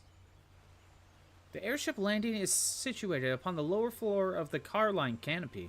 Simply show your pass and you will be admitted to the departure area. Before you embark upon this journey, however, you would do well to seek the worldly wisdom of Minoe. Few forest-born Gridanians know more of the lands beyond the Twelveswood than she.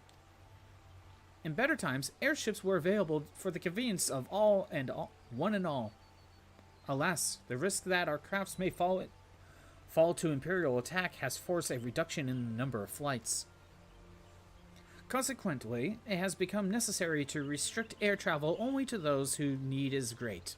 Such individuals may petition the relevant parties to issue an airship pass. As you may have deduced, I myself am one of those parties. Yet, I was not alone in desiring that you be granted the privilege of air travel. Such is the potential you show.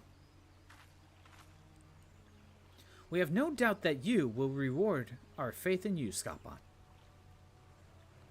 By the power vested in me, I bid you journey forth as my envoy to the great realm of Eorzea. Walk her fields, brave her seas, and strive to know her better. And wherever you go, go without fear, for the path shall be revealed to those who are true of heart.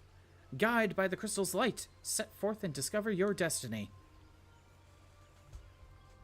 We can now finally leave. I guess I'm now finally out of tutorial land. Oh, right. No, that's not it. Get me my... Give me that.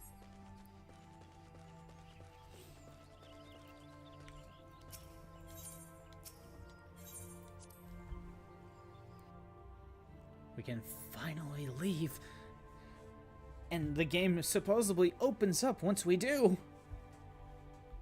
We've been stuck in tutorial land for like 7.5 hours. And that's not even counting the side quest that I did for like an hour or two.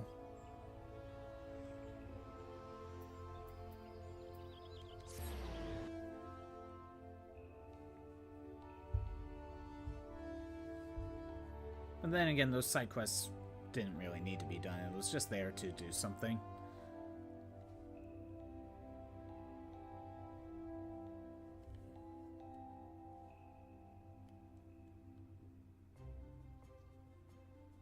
Game, are you gonna freaking load? Just realized how delayed that... Okay, that was just pausing and unpausing, fixed it. Wait, okay, hold on. Where's the poor network connection? Oh, that might have been the problem. Wait, oh, farther up or something? I didn't... Or inside. Inside. I haven't bothered with any of those yet.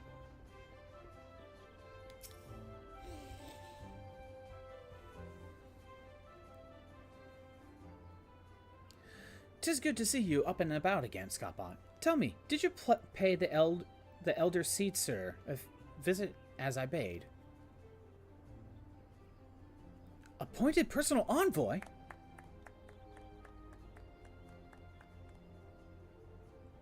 "And now you are to bear the elder seed, sir's missive to our allies.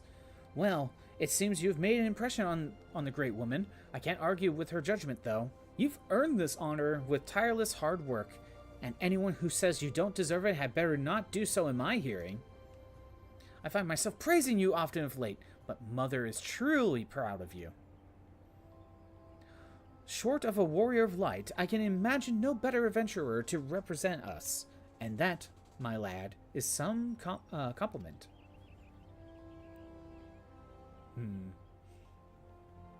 "But I have flattered you enough for one day, and I don't want your head to get too big, or you'll struggle to lug it out lug it around the realm. Speaking of which, Eorzea is a big old place. Now that you have an airship pass, you can really start to broaden your horizons. The sky's quite literally the limit. Even if your errand didn't call for it, I would strongly suggest visiting the 2 other city-states of the Alliance before going anywhere else. They are, of course, Limsa Lomnisa, City of Pirates, and Uda, Jewel of the Desert. Once you've acquainted yourself with them, you can turn your sights on whichever lesser trodden regions takes your fancy. The Calamity changed the face of Eorzea, but much of her now lies in the shadow, beyond man's ken.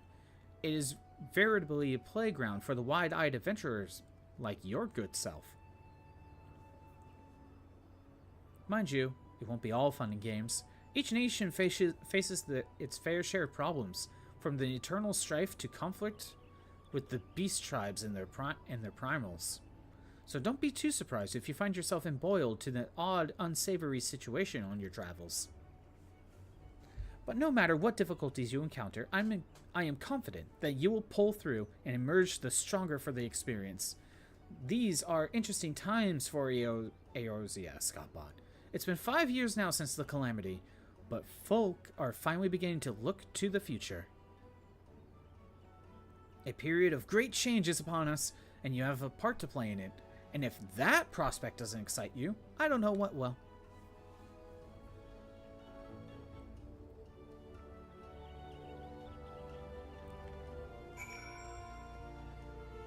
Do I talk to again? Who do I talk to? Independent Arms Melder? That's not it. Who do I talk to leave? Is it you? No. That's not it. Oh, downstairs. I don't think there's anything else to do.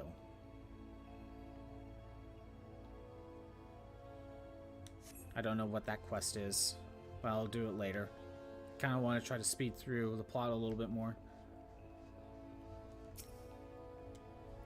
Come on, let me talk to you.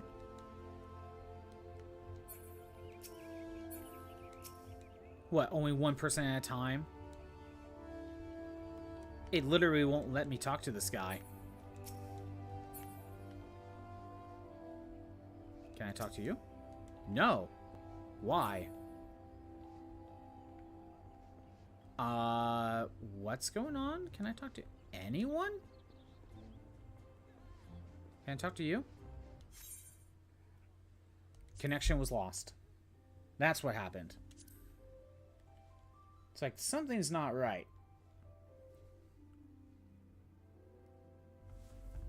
Is it on my end? Hold on. Well, if it was on my end, then the stream would have cut altogether.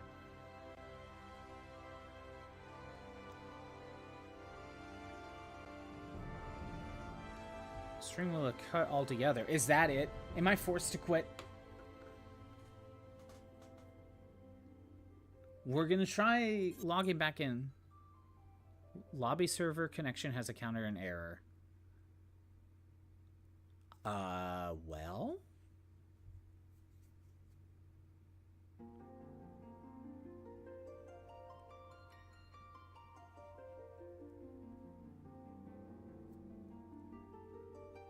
It kicked me out of the... Yeah, it kicked me out. I will try going in. I'll try going in again.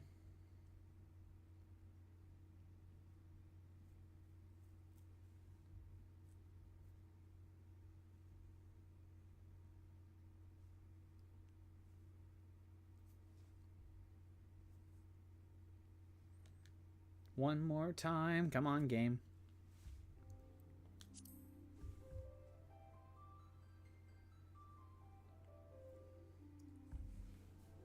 If the game's not gonna let me in like one more attempt after this, then there's nothing I can do.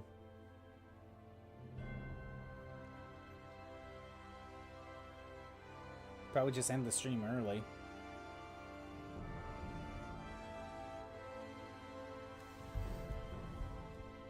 So I haven't checked the YouTube side at all.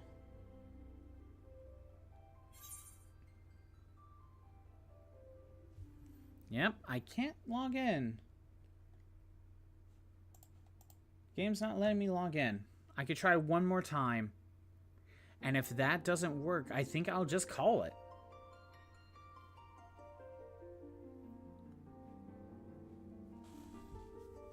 But if there's nothing I can do, there's nothing I can do.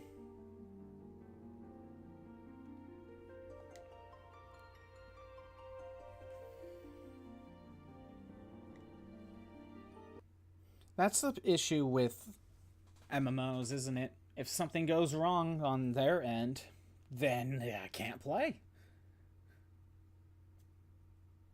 Again, I'm going to give it one more shot. If it fails, which it probably will, just going to call it. I mean, we got a good 3.5. Kind of sucks I wasn't able to travel to a new area, but, you know, gotta take what we can get.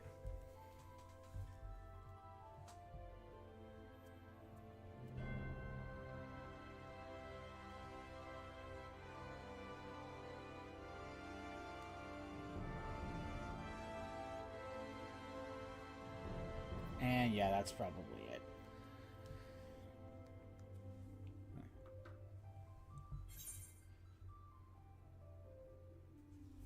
Wait, what does it say? Encountered an error. Okay, you know, I think that's all I can do. There's nothing else I can really do. I don't know how long that's going to take to fix on their end, so I think we're going to just call it. Thanks for everyone who showed up. I am doing these streams Monday through Friday at noon Pacific time. If you want to see all the old streams that aren't on Twitch anymore, they're on YouTube at ScottBot64 Stream Archives. There's a link in the About page. And if you're on the YouTube side, great. Maybe jump on the Twitch side if you want to interact with some of these other stuff, like the stream avatars, which... Actually, maybe not stream. Whatever. Or the redeems. That's more what it's about. ScuffBot's back. Just now realized that, but oh well. Again, Final Fantasy XIV playthroughs are on Wednesdays at noon Pacific time. Tomorrow is Thanksgiving, so no stream. And I'm not 100% sure about Friday. We shall see. Right, Molly? Yeah, I know. We shall see on Friday and see what happens, but for sure, no stream tomorrow. I will... happy Thanksgiving to everyone. May see you Friday. If not, I'll be back on Monday for more Doom. I may boot this game up on my own time to do some side quests, but we shall see. Or gatherers, stuff like that. Alright, I'm going to end the YouTube side and find someone to raid. Bye, YouTube.